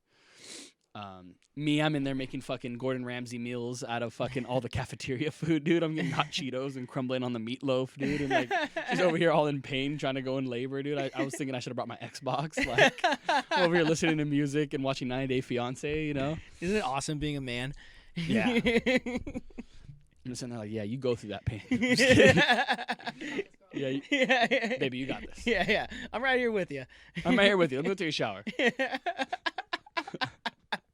Hey, nurse, can you hold her hand for a second? I think she's shit. But no, that was a really cool experience, man. Like, all of it was a great experience. Like, from the moment we got there and checked in, it was funny because me and Banks' grandpa were just drinking Modelo's the night that, my kid's mom's water broke and she was making food. And next thing you know, we're like, fuck, it's time, dude. Like, it's time. So we get in there and they're like, yeah, the baby's coming. And then it was weird, man, seeing him for the first time. It was like, I'm gonna give you some honesty, and I hope that people can relate to this. It was fucking scary, dude. It was the scariest moment of my life because I realized, like, no matter what happens, like, I'm responsible for this thing, you know, like, and at the same time, it's like I felt like I was still a kid, you know. I was like, fuck, I don't even know how to be responsible for myself yet, you know.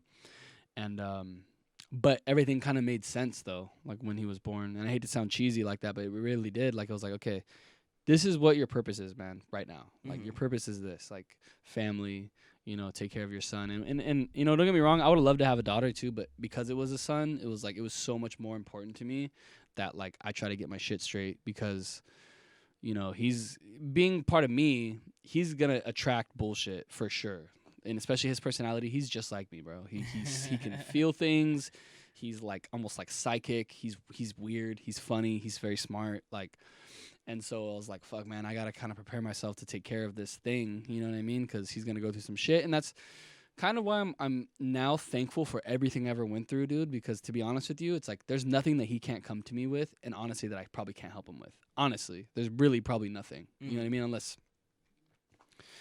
I don't know, I always make this funny joke to people. I'm like, you know, if my son goes to therapy because his trauma was I yelled at him because he couldn't get a fucking dog or something like that, dude, then you know what? I'm sorry, I think I did pretty good. You know what I mean? Like, Yeah, I think I did all right. You know what I mean? Like, but moving to Hawaii and us being out there was great, dude. In the beginning, it was awesome. I mean, it was like paradise, you know? Like, it was like a dream come true. And then other things kind of happen, and me and his mom didn't end up working out, and I think that's kind of the biggest battle right now is just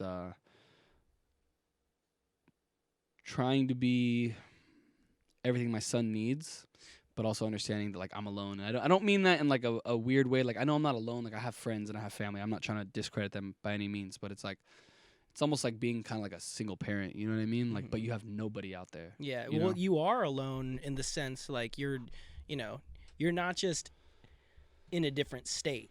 You're across Fucking the ocean. in the middle yeah. of the Pacific Ocean, dude. Yeah, and you didn't grow up there, and your whole Nah. family and your clan and all that stuff's out there. That's one thing that I really I feel for you for, and I respect, because we talk a lot. Yeah. You know, relatively, we talk on the phone as much as we can, and We talked for a long ass time too. Yeah. Last time we talked was like 2 or 3 hours. yeah, most times it's about that that much. But I just want to take a moment to say how much I feel for you, and I respect the growth that I've seen in you, and like when I'll talk to you and I'll just ask, like, well, what do you think about that, or like, if you could do X, would you, or blah blah blah. And you know, every time we talk, I'm very impressed with like your level of maturity and like well-roundedness, and looking at it, it's not just like, oh, poor pity me, like, Yeah, fuck that. I can't do that. yeah. So I mean, you know, obviously you might not want to go into too much detail, but what would you, how would you describe your current situation, and what would you, because if say that somebody's listening to this who's going through a similar situation, what advice would you give them? Oof, it's a deep one. If like somebody was listening to me right now, like if I was talking to myself before I had gone through all this stuff, I'd probably say, for one, like, have faith, you know, like, in the future. Like, not everything's as bad as it seems in the moment, you know. Hold on, like, hold on one more day, you know, like, keep pressing forward, because this too shall pass. Everything, bro, everything. Meaning how happy you are at one moment, how sad you are at another moment, like how depressed you can feel. And I'm not gonna lie to you, man. I'm gonna be honest on this right now. Like, there are times, bro, where I didn't even want to be like alive, dude. Like, I didn't fucking want to be here. I didn't want to. It's like there's a voice in your head that, like, it gets so loud. And that's why I always said now, like, I can understand why people fucking off themselves. I'm not saying I'm at risk for that. I'm not saying that by any means. But I'm just saying, like, I understand now where it comes from. It's like there's a voice back there that, like, is just so overwhelming and so, like, fucking there that you don't know how to drown it out. And that's why, like, I've always claimed, like, alcohol, drugs, like, that's what my void was. I had to shut that thing the fuck up, and that's the only way I through being a kid growing up with all that around me, it's like that's what I learned how to shut it out. But that's not, your body and your mind can only take so much of that until it's like done, and you got to really fucking sit with yourself and figure out what the fuck your problem is, you know? I would say to the person that I was 2 years ago, like, have faith in the future, man. Like, all this shit, all these feelings, you'll get through it. Like, you will.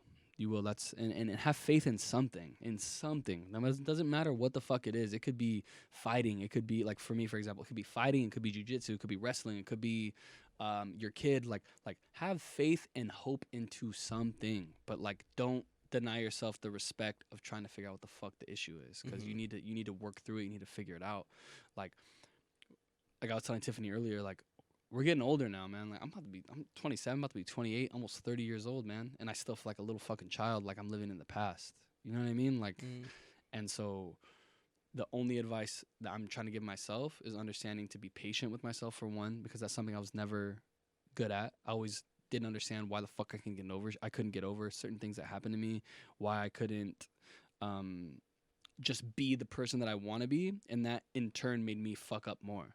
So now I'm learning how to be patient with myself. Like, you gotta think of yourself as like an investment. You know what I mean? Like, you gotta understand that, like, all the time. The best thing that I can put it to is, and you told me this, I don't know if you remember, but I always felt like I had a whole bunch of poker chips, and that was my energy, and I was spending all those poker chips on everything else, to where when I got home at night and I was laying with myself, I had nothing left for myself. And so now I'm turning it around. And now I'm going to be selfish.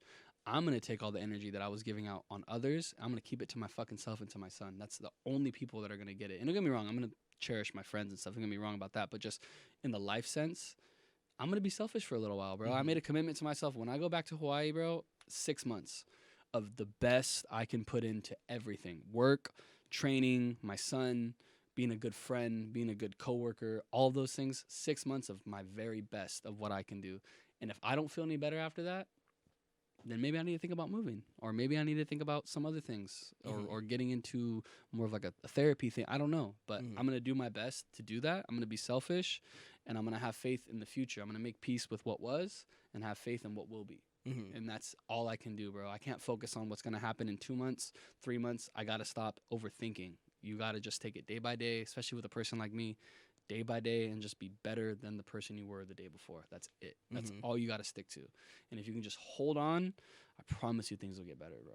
Yeah. Promise. And one thing I want to point out about, like, because you mentioned, like, the having to be selfish at times.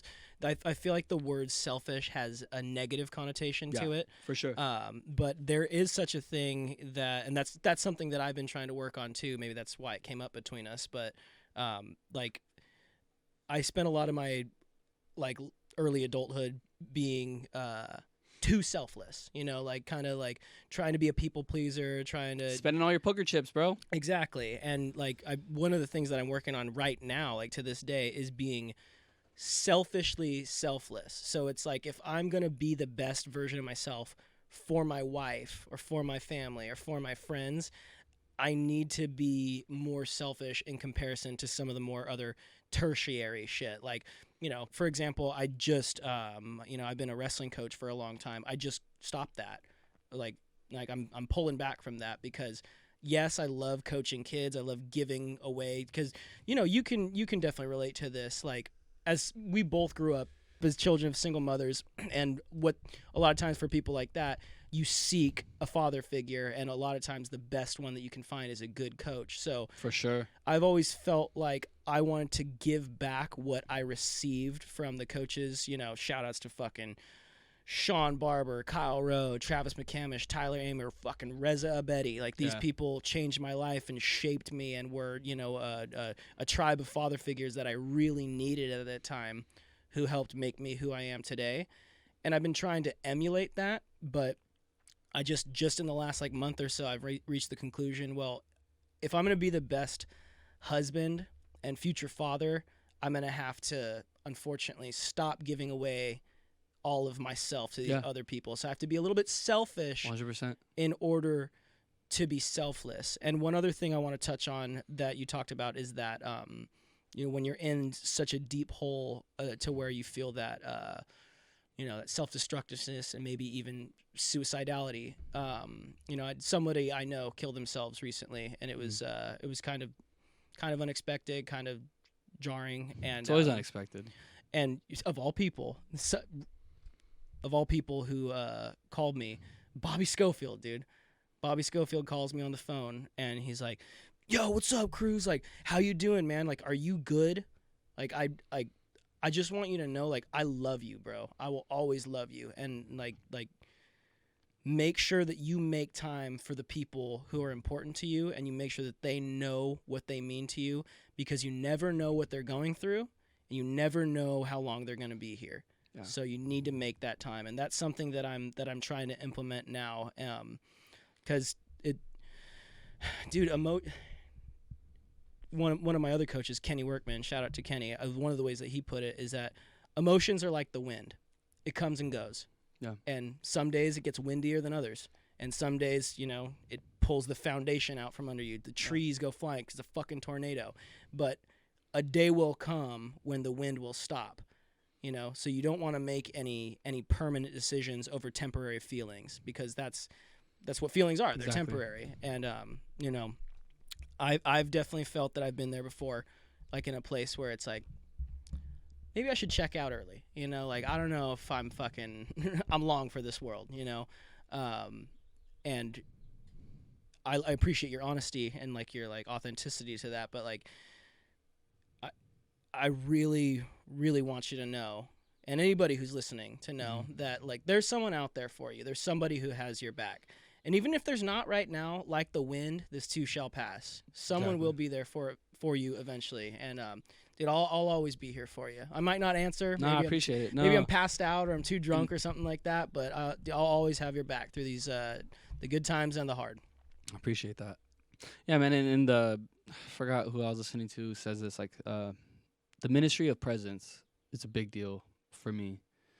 I have a friend, it's a girl, you know, who kind of showed up for me in times where I was fucked up, dude, like bad, dude, fucking a whole bunch of drugs night before, fucking drank till 7 a.m, fucking, but was there, right there, you know. But the funny thing is that person didn't have to say a fucking word to me, bro. Not one fucking word. Just the fact that she was there. Just there. Like, that is more powerful than anything. So I could offer any advice to anybody who wants to be a good friend. It's like, just be there. You know? Like, just you don't even have to fucking give good advice. It's like, just the ministry of presence and somebody being there is sometimes more important than like hearing what you want to hear. You know what I mean? Just someone who's just there for you. You know? I'm not saying I don't have that. I do. And that was the problem and that's what I've learned since being out here the last couple weeks is I've kind of built this idea that like I'm alone and I have nobody, but that's not true. I'm just not good at receiving love from people. I'm just not. I've never been good at it. I don't know how to do it.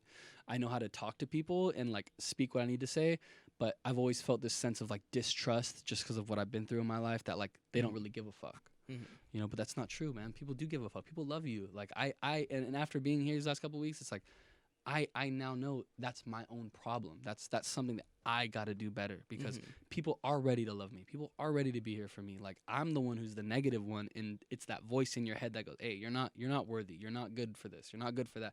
But like, you got to just tell that motherfucker, shut the fuck up. No, because there are people who will show up for you. Sometimes, yeah, you got to ask, and that's something I need to be better at. You know, I need to be better at learning how to voice when I'm in that dark place, because there's a lot of people who want to help me, but they all say the same thing. I don't know how to help you if you don't fucking tell me.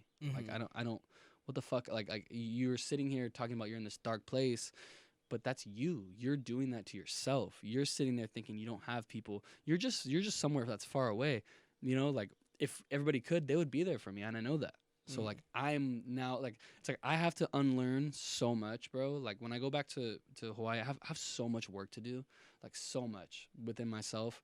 And like the way that you just said about the selfishly selfless, I got to understand that like I need to protect my energy a little bit more. And that doesn't mean that I don't want to be close to people, but it means that I'm going to be selective about who I give this to now. It's not for everybody anymore. I'm not giving this out to be this authentic person for everybody. It's like, nah, I'm going to fucking go home. I'm going to get back into what I need to do. I'm going to, like I said, 6 months of fucking hard work, dude. The best that I can give, that I've ever given. And then from there, we'll see what happens. But that's something that I owe myself. And I think a lot of it is like not seeing the value in yourself, right? Like, you got to learn to love yourself enough to understand that, like, you are worthy of a good life, and you are worthy of things that you seem to think you don't deserve. You are. And until you see it, then you're not going to receive it, bro, because the universe works in weird ways, man. What you manifest, what you're going to get back. And I will always tell people this. I've been somebody who can be the most positive person in the world, who can build somebody up and help somebody, or I can be the fucking most self-destructive, bad person in the fucking planet, where I can walk into a room and make you guys all fuck your life up. That's the type of person that I am. I just am. And I have to accept that. That's not who I want to be, but I know that that's something that I'm capable of. You know, I don't want to be that person. I'm over it. I'm tired of fucking holding on to shit that I need to get over. Like, it's grow up time. You know what I mean? Like, it's fucking time to grind, bro. Like, fuck this. This is not what I want. I don't want to feel like shit. I don't want to fucking sit in my room all day and fucking be depressed and do drugs and fucking drink alcohol. I don't want to do that shit. I'm done with it. I want to work out. I want to train. I want to be positive. I want to help people. I want to fucking be somebody that can rely on. But again, it goes back to the main point is, if you're sharing all your poker chips with everybody, you have nothing to give out. So you got to take care of you first. And then you can maybe have a little bit of a percentage to give to your family. And then after that, bro, you can give it to your community. And then after your community, you can give it to fucking God knows what, the city or whatever. That's how you grow. The world. The world, yeah. So I'm going to get back to basics, fix whatever I have going on inside of myself, and then try to help where I can. But I'm realistic in the fact that like I said, I got work to do, man. I'm not perfect. I got shit that I need to fucking deal with. Got a lot of demons in the closet, dude. A lot. I remember I dropped acid and I thought I was ready for fucking to face my demons. Hell no, dude. Hell no, I ain't down with my demons, dude. Not yet. Well, so like I said, man, without going into too much detail, you've been through a lot in the last, handful of years, and I really do have respect for how well you've handled it. I honestly can say I don't know if I would be able to handle it as well as you did if I was in the same position as you. So whatever you're doing, I know you have your ups and your downs, your dark times and all that too, but whatever you're doing is working more or less, and I have a lot of respect for that.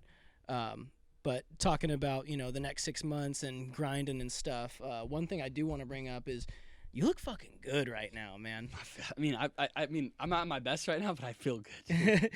So, because the last time you were on the podcast, I was fat. So had a beard, had long hair, had my glasses, bro. I look like shit, dude. What were you weighing at that time? That was about at least 2-3 years ago. 210. What do you got right now? 175. Wow, dude. 175. Yeah. See, okay, it's bittersweet for me having all my friends on because I feel like all of you guys are like improving yourselves and like doing good. Hey, yo, make no mistake, this is good. Yo, but this ain't good, dude. See, I'm just getting fatter and more out of shape. Like, you guys make me feel like shit. But but like honestly, like I'm like seeing what you're going through and like who you're becoming is like it's so satisfying to see because it's like fuck yeah, man. Well, dude, the gym became like my fucking like church, bro. Like I can't tell you how many times I've been in that motherfucker crying, fucking not wanting to be there, and I just showed up, man. I just did it. So what got you back into that? Because like like we established before, like you used to like do jiu-jitsu and wrestling and stuff like that. How long have you been training?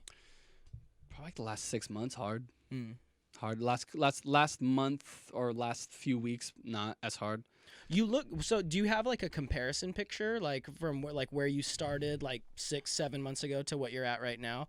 You don't have to show me right now. But I have one on Instagram actually. If you have one, I'll include it right here. Like look at the fucking transformation that Angelo's been through. Like when I see your posts on Instagram and shit, I'm like, holy shit. This guy's fucking transformed. No steroids at all. Nothing. Just creatine, protein shakes, and like good diet. That's it. Okay, fucking Liver King over here. He's like, all natural, in case anyone was wondering. Don't get me wrong, though. I'm about to take some Tonka Ali, bro, and some fucking whatever that other natural testosterone booster is, dude. Yeah, so what's your what's like your training regimen right now? So I know you competed recently. Yeah, I competed at the Hawaii Triple Crown. So my regimen, which I'm going to give credit to the camera right now, I haven't been doing for the last few weeks, so I want to be honest about that. I haven't been doing it, but when I am in shape and I'm doing what I need to do, I'll wake up between 7 or 8 in the morning, immediately go into some sunlight. Like, and a lot of this is from Andrew Huberman. You ever watch him at all? Mm-hmm. Yeah, so I watch a lot of his not advice, but his podcasts and stuff. And his thing is how to chemically boost your body naturally. To understand like your dopamine levels and your serotonin, it's how to understand your chemical levels in your brain to make you be better. So what I try to do, or what I was doing, is I'd wake up between 7 or 8 in the morning. Immediately, I would have what was it, like 64 ounces. I would mix a tablespoon of baking soda, or not tablespoon, a teaspoon of baking soda, a teaspoon of like all natural sea salt. I would chug that immediately when I wake up. 64 ounces. Yeah, so like a hydro flask, like that size. Oh, sorry, that's 32 ounces. Yeah, it's 32. Sorry, 32 ounces. I was gonna say 64 is a lot. Yeah, dog. so 32 ounces. That size hydro flask right there.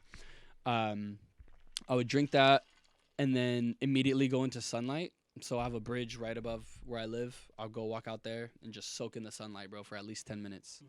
I have this daily. It's called a daily devotional, and it was actually Nini's. It was on her nightstand that she would read every morning when she woke up, and it's just like a little prayer. Like it's like either a prayer or like some type of advice from like God or whatever. Like, oh, that's right. I remember you mentioning that to me. so I would look at that, pray, and just give gratitude, bro. Like speak it into the universe. Like, thank you for letting me wake up. Thank you for another day. Like, thank you for my life. Thank you for this house, my food, all this other stuff. And then I take a fucking ice cold shower, dude. Ice cold. As cold as I can possibly stand it, which to a point was as cold as possible, for at least like 5 minutes. And then from there, I'd go work out. And I would train for at least like 2 to 3 hours, bro. I'd go, shout out to Jeff Nojo, fucking shout out to UFC Gym Honolulu, like my boy Allen, Nalu. Those are my guys, dude. They're all like fighters. I was training there, just doing the classes for a little while, but then I kind of got into more high level with the guys who are actually fighters, sparring, pad work, and I would literally train with them for 2 hours, and then I'd like lift for like another hour and a half, and then run. And that was my routine. And then I'd go hang out with Banks for an hour. If I didn't have him for the night, if I was closing, then I would just go hang out with him for like an hour, then go to work, and then close and wake up and do that shit all over again. That was my like regimen.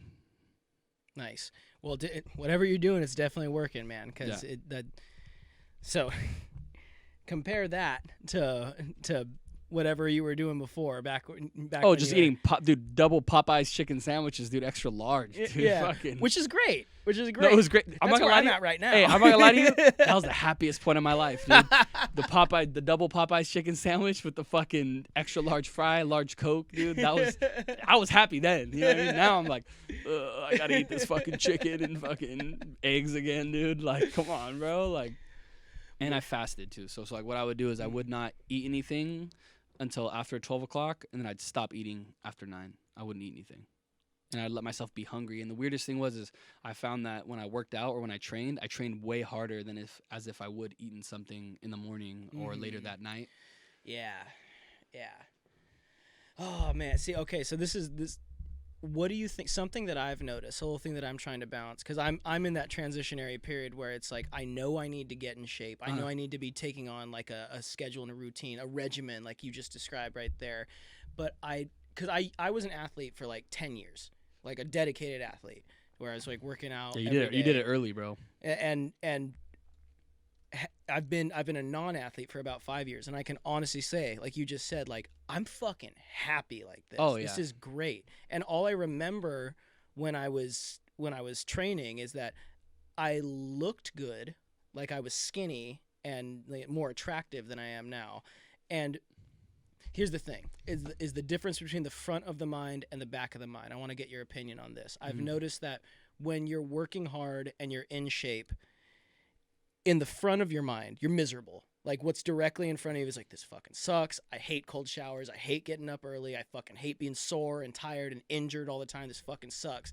But then when you lay down at night or you're just alone with your thoughts, you're like, fuck yeah. Like I'm the man. I'm fucking superhuman right now. Yeah, and you start to fucking believe it too. You like I'm telling you, bro, like I'd wake up in the morning and be like, bro, nothing can stop you. Like I it got to a point where I'd walk around at work and I'd be like, I know I can fuck everybody up here. I know I can. Like, you know what I mean? I'm not trying to be cocky. I'm just saying like that's the confidence that I had because I knew I was eating right. I felt good. It got to a point where I'd wake up and I felt good when I woke up. Like it wasn't like I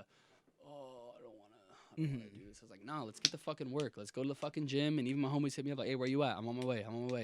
Let's do this, you know? And see, that's the thing is, whereas if you're doing the opposite, if you're being lazy, but you're doing what's fun, you're doing what's easy but comfortable, like you're eating the shitty food, you're sleeping in, you're going to bed late, waking up late, like that's where I'm at right now.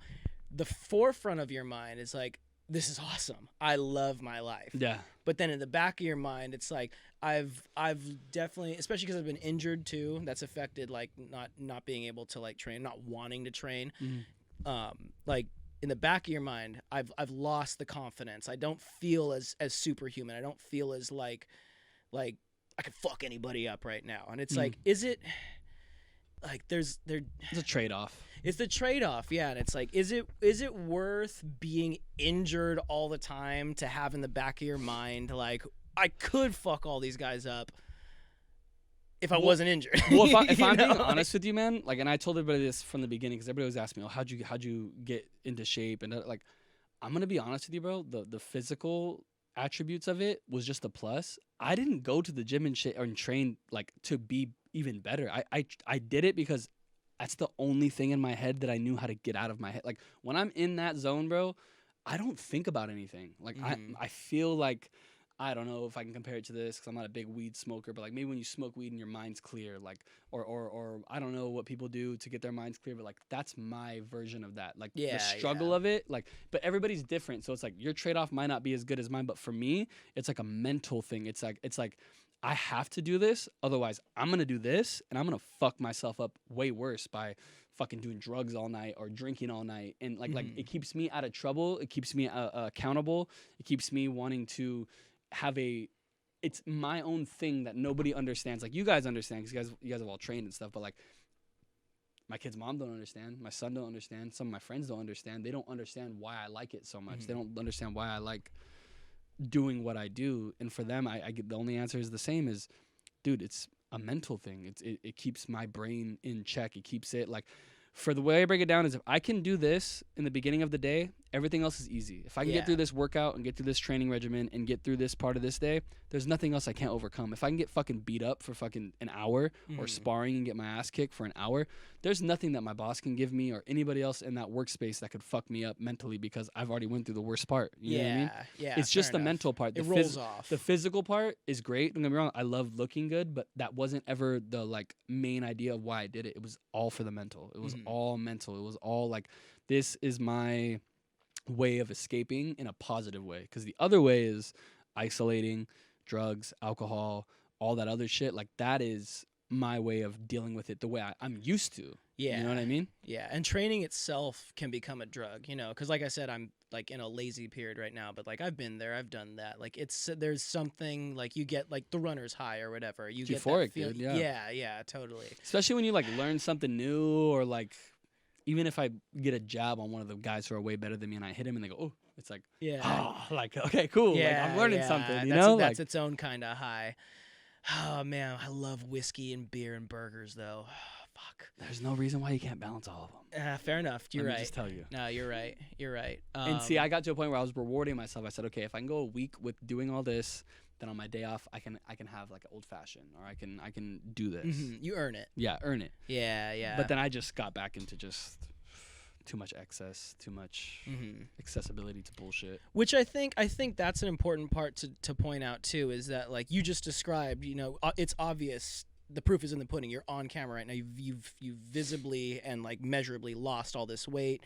You're in this better place mentally, but like it is important to point out that like people can fuck up, you know. Like I still fuck up. Yeah, like bad, dude. I've been fucking up for the last like 5 years. You know. I know, and that's why I tell everybody, dude. The one thing I always tell everybody when they go, "Oh, you're doing so well," or whatever, I'm like, okay, today I'm happy you see that, but I want to let you know just because you don't see it doesn't mean I ain't racking lines at fucking 3 a.m. some days, fucking putting my dick in my right hand, fucking jerking off 30 times. But I wake up the next day and I go, all right, bro, we got to get this together. You know, we got to get our lives together a little bit. So it's like, it's okay to fuck up, but have the patience with yourself to understand that it's not all just for nothing. You don't got to fuck it up so bad that you can't go back. You could always go back, man.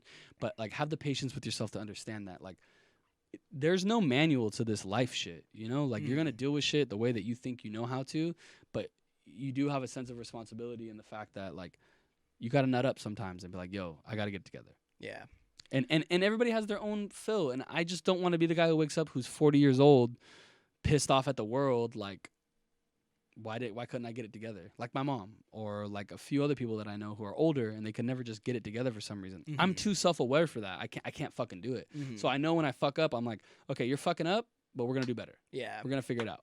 You know? Yeah, and also like that kind of ability to recognize, to self-reflect, and to recognize when you're fucking up, and to have the desire to course correct and to improve. Like I think maybe not all, but I think most people have that, but it's a choice. That's one thing that I've noticed that as I've gotten older is that how much of it is like I've always felt like a strong sense of like identity and like purpose and ambition. And part of the thing about somebody who has ambition is like you're plagued with it, you know, like you go to bed and all you can think about is all the things that you didn't do, or all the things that you could be better at or could have done better, you know. You want to know what I think about playing in my head when I'm not doing what I'm supposed to? This is gonna be funny with the podcast. It's David Goggins, dude. That guy is. Who's gonna carry the boats, dude? That's exactly what I think when I take a rest day, bro. They're like, who's going to carry the boats and the logs? I'm like, dude, I'm not going to carry them. I'm hungover. I can't do it today. Well, so when I was younger, there was a part of me that used to wish I wasn't that way. Like, God, I wish I wish my brain wasn't wired this way. I wish I was born stupid. I wish I was born unambitious. I wish I could just do nothing all day and feel fine. Be okay with it. And I learned how to do that by drinking a lot. Or by being lazy, by leaning into vices and addictions and stuff. And I've definitely noticed a decline in my ambition. Yeah. But what's funny is that when your starting point was somebody with ambitions, and then you kind of go to the point where you're losing your ambition, you know what it's like to have ambition, and the grass is always greener like a drug, on the other man. side. Yeah, you keep thinking about it. But it's like I remember what it was like to be somebody with dreams and with drive and shit, and when I was that guy, I wished I wasn't like that. But now that I'm becoming not like that, it's like, ooh, I don't know if I feel that way anymore. Like a little example is during wrestling season. Like my senior year, I used to run a lot. I would run like several miles every single day, like 6. I remember you're all fucking sucked in and fucking disgusting looking. Yeah, like minimum like. We almost fought 5. because I asked you for a Trident layer. I always tell that story in the sauna all the time at the gym. We'll get at like every time we finish like training, we'll go into the sauna for like 20 minutes. Like, man, it gives me PTSD to be in here. And he's like, "Oh, you're a wrestler." And I was like, "Yeah, but like." More so than that, like I remember just being here with my buddies who were actually really good. Like remember I told you they always tell me, "Oh, you're really good at wrestling." I'm like, "Dude, no, I'm not, bro." I'm like, "Dude, if you wrestle with some of the guys that I grew up with, you would think they're fucking gods, dude, because I'm not that good." And I always tell the story about when it was lunchtime and you were cutting weight. I was like, "Hey, can I have a piece of gum?" And you looked at me with the most dead face ever, and you go, "Are you fucking serious? Are you fucking serious?" I'm like, "Bro, what do you mean? I just want a piece of gum." It's like, this is all that I can eat, and you're fucking asking me for a piece of gum. You look at it, I'll fuck you up right now. And I'm like, dude, all right, my bad, dog. Like, my bad, dude.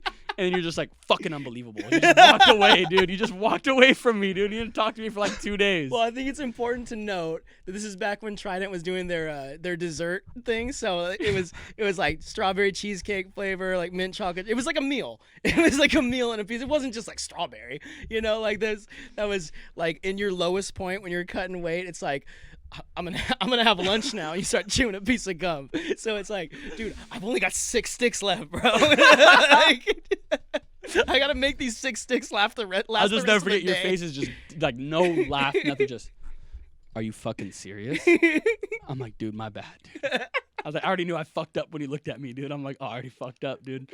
Oh my God. See, unbelievable. This he just like walked away. This is what I love about the podcast and just talking to friends, just catching up in general, whether it's on air or off air. Like, you're reminding me of like who I used to be and where I used to be, and it's like it's motivating me, you know. Like because that's the thing about that I love about like wrestling or anything really, any like developing a skill is like once you learn discipline and you know improve at something and achieve something, like I've done it once. I know how it works. I know what it takes. I know I can. You know it again. the recipe.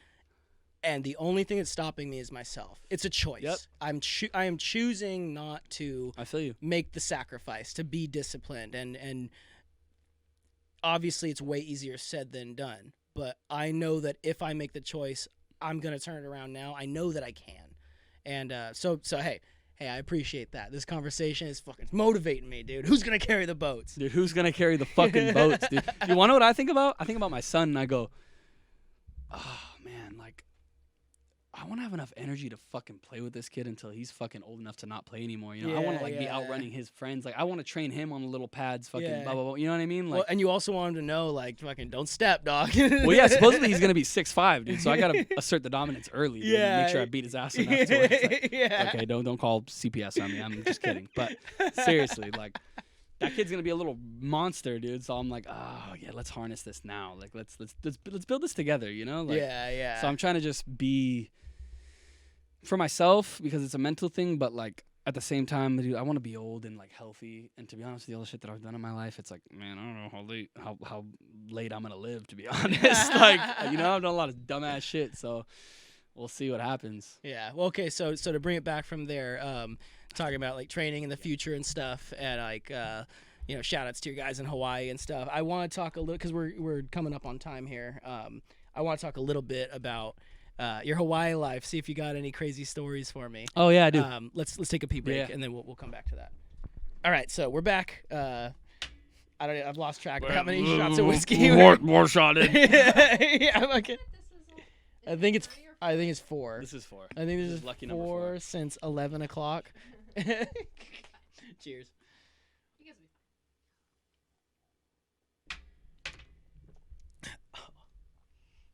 They get harder. It gets harder as time goes on. Oh, it's easier. That's true. Bring the bottle. It gets harder until it gets easier, and then the next thing you know, when it's easier, it's too late. All right, Got so a flight to catch at 5 a.m., bro. well, don't worry, we got time. You've got what? 16 hours. 14. Okay, so you've been in Hawaii for how long now? 2 years. 2 years. So you definitely you got to have some stories for me, bro. Oh God, dude, the shades are going on. The shades are going on. All right, come on. That means some good stories are coming my way. Oh man. Okay, so the first craziest story that I have is I remember I was just at a bar, dude, and I was just bored. I just got off work. Next thing you know, I become friends with this like tattoo artist guy. He's from New Zealand, bro. And he's like, "Hey, what's your name?" My name's Angelo. Angelo, mate, you want to come with me? Have a good time. I said, yeah, let's go, dude. Dude, he takes me to a fucking underground gambling spot, dude, that's open till like 8 in the morning. I'm the only white guy in there, dude. Oh, so this guy was like fucking Aboriginal? Oh, yeah. He was like, he's like, you know how to speak Korean? I said, what? I said, no. We better learn. The taxis here with the Koreans, this is the best one to get. I said, fuck, man, I don't know Korean. Like, and he starts talking about all this other crazy shit. Next thing you know, man, we end up at this spot. I'm not going to give away the name, but we get there. There's a vault on the door, bro. It's a fucking vaulted door. They let us in, pat me down. There's a gambling spot with all the Dave & Buster's games inside of it, except you actually win money from them. Oh, shit. And gambling's illegal in Hawaii. Mm. Maybe I shouldn't say things that incriminate myself. I walk in, and you can rent the rooms. Dude, I walk into one room. These Brazilian guys that we had met earlier were there. There's just a mound of cocaine on the fucking table and a stripper spreading her pussy with chopsticks, bro. With chopsticks, dude. Come on in. Come on in. I said, hey, let's go. I said, I'm ready. Let's go. Get in there, fucking start doing my thing, whatever. Wait, hold on. Let's bring back the chop. Is she using the chopsticks to pick up cocaine? No, she's using it to spread her pussy. That's all. Oh, okay. Yeah. I was expecting her to like be racking up lines on the chopsticks and then walking them over to you. Like only a line rich she's dog. racking up is that fucking clitoris, dude. Mileage on the clitoris. Okay, oh, yeah. Sorry. Go on. Anyways, I ended up seeing her at the strip club like the following day, but anyways, yeah, that was probably one of the crazier ones. And I remember long story short, we were there for a long time. It hit like 6 in the morning, went to another bar, it hit 8 in the morning. And next thing you know, I'm sitting at the edge of my bed looking in my mirror just like, what happened to you, dude? Like that crusty fox. Oh, just crusty, dude. Eyes crusty, no sleep. Like, what happened? Bro, I got to go to work in like a few hours, you know? Like, oh, man. It's just so funny how like you mentioned like oh god, I have work in a couple hours. Like I've definitely dabbled, not nearly as much as you, but I've definitely Thank you. I'm give respect, dude. No, it's not respect, dude. It's fucking trash, dude. Dude, you're like at least a fucking purple belt when it comes to doing cocaine.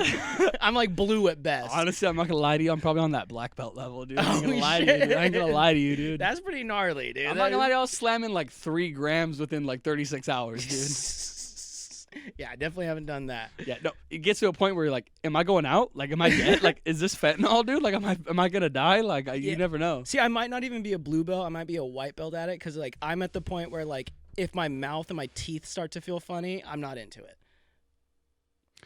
Yeah, see, I'm what you call like a fucking keep going. Yeah, I know. I've been. If I have the bag to myself, dude, all fucking night, dude. I could be by myself and I'll fucking take rips of that bag all night. If there's a bag around me, don't leave it around me, bro, because it'll be gone. I'm sorry. Do you remember us talking the other night when I called you? Yeah, a little bit. So I'm just trying to call you to touch because I didn't know if you were gonna get your flight switched or whatever. Uh-huh. Like I'm at this point, it's like, are we doing the podcast tomorrow or is it gonna be like a few days from now? Yeah. So let me know if you remember any of this. So I call and it's like midnight. I'm just calling to check in, and you're like, hello, and like. You already knew in the voice, yeah, huh? I'm like, oh god, this guy's fucked up, which is fine. I don't give a shit, but I'm just trying to like get a plan. I'm like, hey man, like, how you doing? And you're like, not good, dude. I'm like, are you all good? Like, do you do you need anything? You're like, yeah, dude, come pick me up. I'm like, oh shit, like some shit's going down. Like, dude, are you good? Like, I can come pick you up right now. Like, do you have a place to stay? And you're like, no. And like, I can hear the TV in the background. And at one point, like you start talking to someone, like you're like, oh yeah, no, that's fine, yeah, it's cool. And you're all, no, dude, come pick me up. I'm like, okay, dude, like I'll come pick you up if you need me to. Like, what's the plan? You're like, dude, he could just bring me a bump, and we'll go back to your house and we'll go to sleep. I'm like, I don't think that's how cocaine works, dude. And you're like, no, dude, it's fine. Like, we'll just do a little coke and I'll go to bed. I'm like, bless your soul, dude. Dude, here's the thing is that an inexperienced me, like if I hadn't done as much coke as I have at this point, I would have been like, yeah, that makes sense. But I was like, I'm pretty sure he's just shit-faced and is at that place. Yeah. Because, dude, alcohol's best friend is cocaine. You know, so it's like, so alcohol is like, hey, buddy, let's get some coke. Hey, funny fact, you know there's a chemical reaction of when you drink too much alcohol and you do too much cocaine. There's like literally a chemical reaction that happens in your brain. It's called something, but it causes people to black out and they do stupid shit. It's literally a chemical reaction where both things fuse together. Yeah. Gotta be careful, dude. Yeah, yeah. So I mean, not that I'm like the guy to like be like, hey, be careful. I meant to ask you. Like, do you even remember? It was just so funny to me. They're like, no, just come get me. We'll do some cocaine and then we'll go to bed. And it's like, honestly, it sounds like my kid trying to convince me to do something. Like, the exact way you just said it is how I imagine I said it. And it's like when my kid looks at me, he goes, hey, just come over here. We're gonna get some donuts. And then we're gonna like he does the same thing, dude. And I'm like wondering where he gets it from, and it's like no wonder who he gets it from. Oh, dude, the apple doesn't fall far from the tree. God. Oh, fuck. So I ended up, like I said at the beginning, I don't know if we're gonna include it. Might have been off air, but the other day, I was hanging out with a buddy. we went out for like a couple drinks. Yeah, a couple.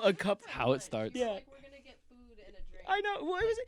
He comes back. He's got fucking powder in his nose. Just like, hey, honey, I'm back. A couple beers turned into a couple shots. A couple shots turned into, you know what?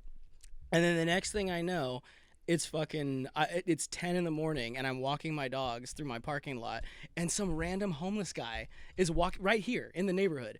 He's just walking through the thing, and and my dogs, they're very friendly, so they're like pulling towards me. He's like, "Oh my god, dude, these dogs are awesome. They're making me so happy." Hey, you got any crack? And I'm fucked up at this point. He's like, "Dude, that's the thing about life, man. It's all about fucking and you're just joy."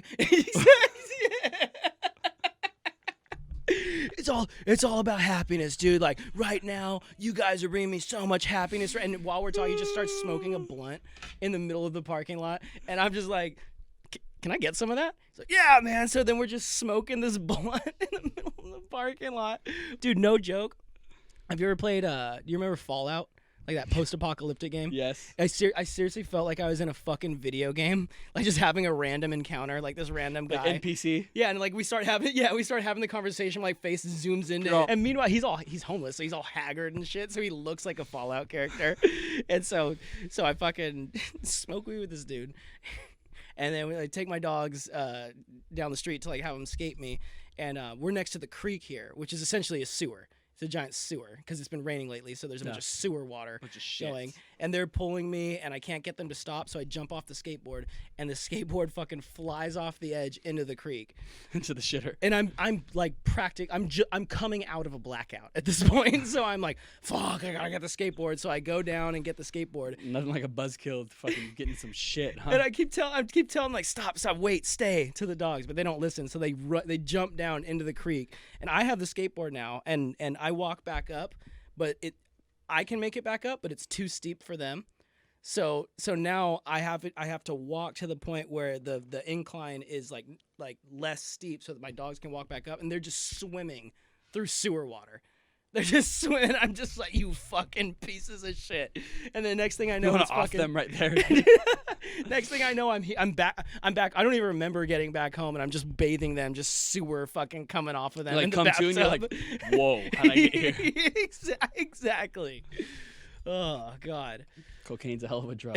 Cocaine's a hell of a drug, my man. Well, one other thing that we got to touch on, important topic that comes up often on the Cruz's Corner podcast. I want to hear your thoughts on it. Yep. Pizza or burgers? Can I get deeper? What? Dude, get deep dish, dude. What? Deep fucking dish me. What companies? Or is it just a general?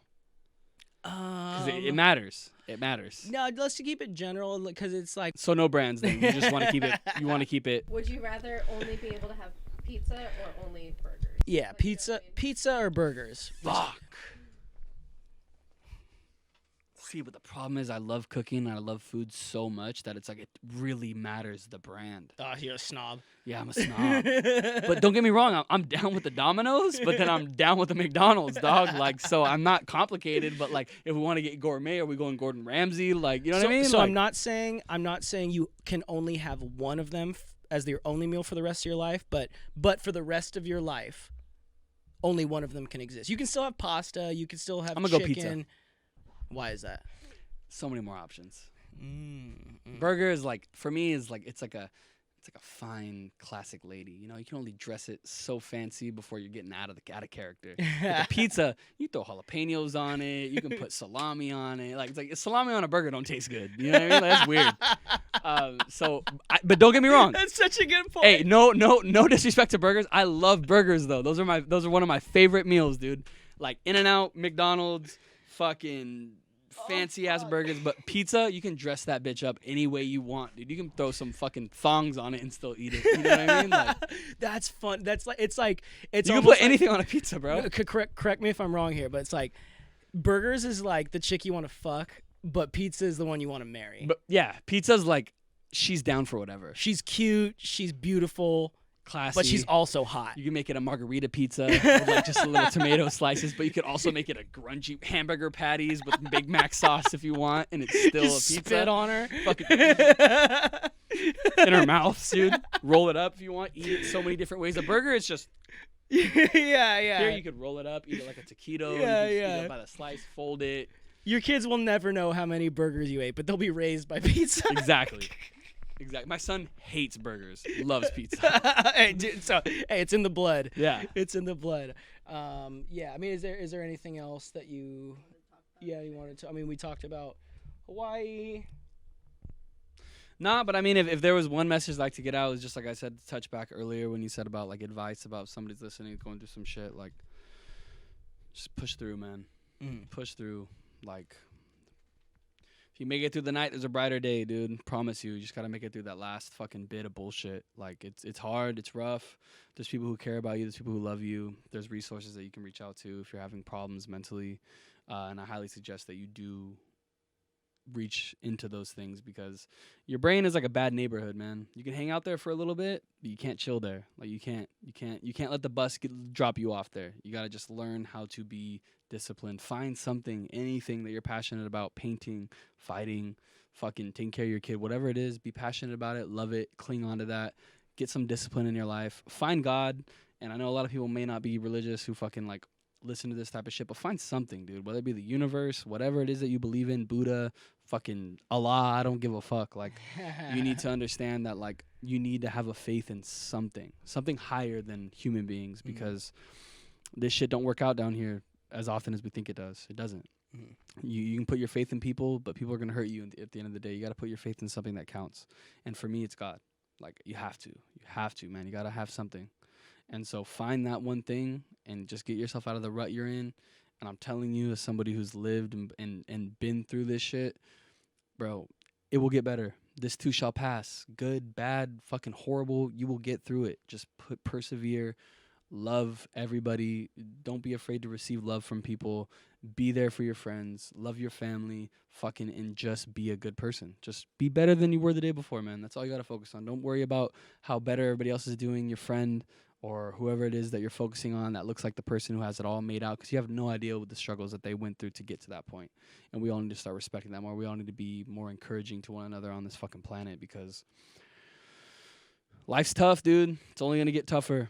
So we all need to be there for one another, and you need to fucking figure it out.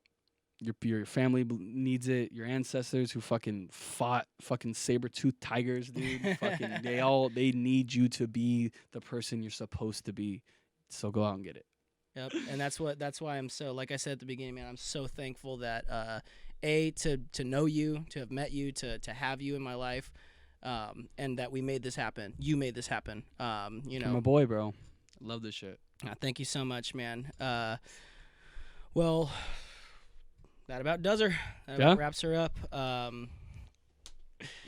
If you haven't already, please make sure to like and subscribe. I just gotta throw subscribe, that in you little bitch. All right, man. Well, hey, dude, this was so much fun. I know we already had like a closing thing, but keep in mind, this isn't just for you and me right now. This is like, who knows who's gonna watch this? Yeah, you have for sure. Any just last closing words for yourself in the future, your son, your grandson, my son, whoever's listening? Women. Just make your mark in this world. Whatever it is you're supposed to be doing, do it. Fucking do it. But make your mark. You're here for a reason. Make it count. That's it. Make it fucking count, dude. Make your mark on this world. Make people remember your fucking last name. Doesn't matter how fucking what you got to do that. Just do it. Make your fucking ancestors proud, dude. Everybody fought here to get you here for a reason. Your parents, grandparents, great-grandparents, everybody got you here for a fucking reason. So show out and show up for the people that care about you. And love yourself. Love yourself, and don't forget about your loved ones. Make sure, reach out to those that you love, because you never know what they're going through. You never know how long they're going to be there. For sure. Well, thank you so much, my friend. This was a lot of fun. Till next time, folks. Hell yeah. Peace.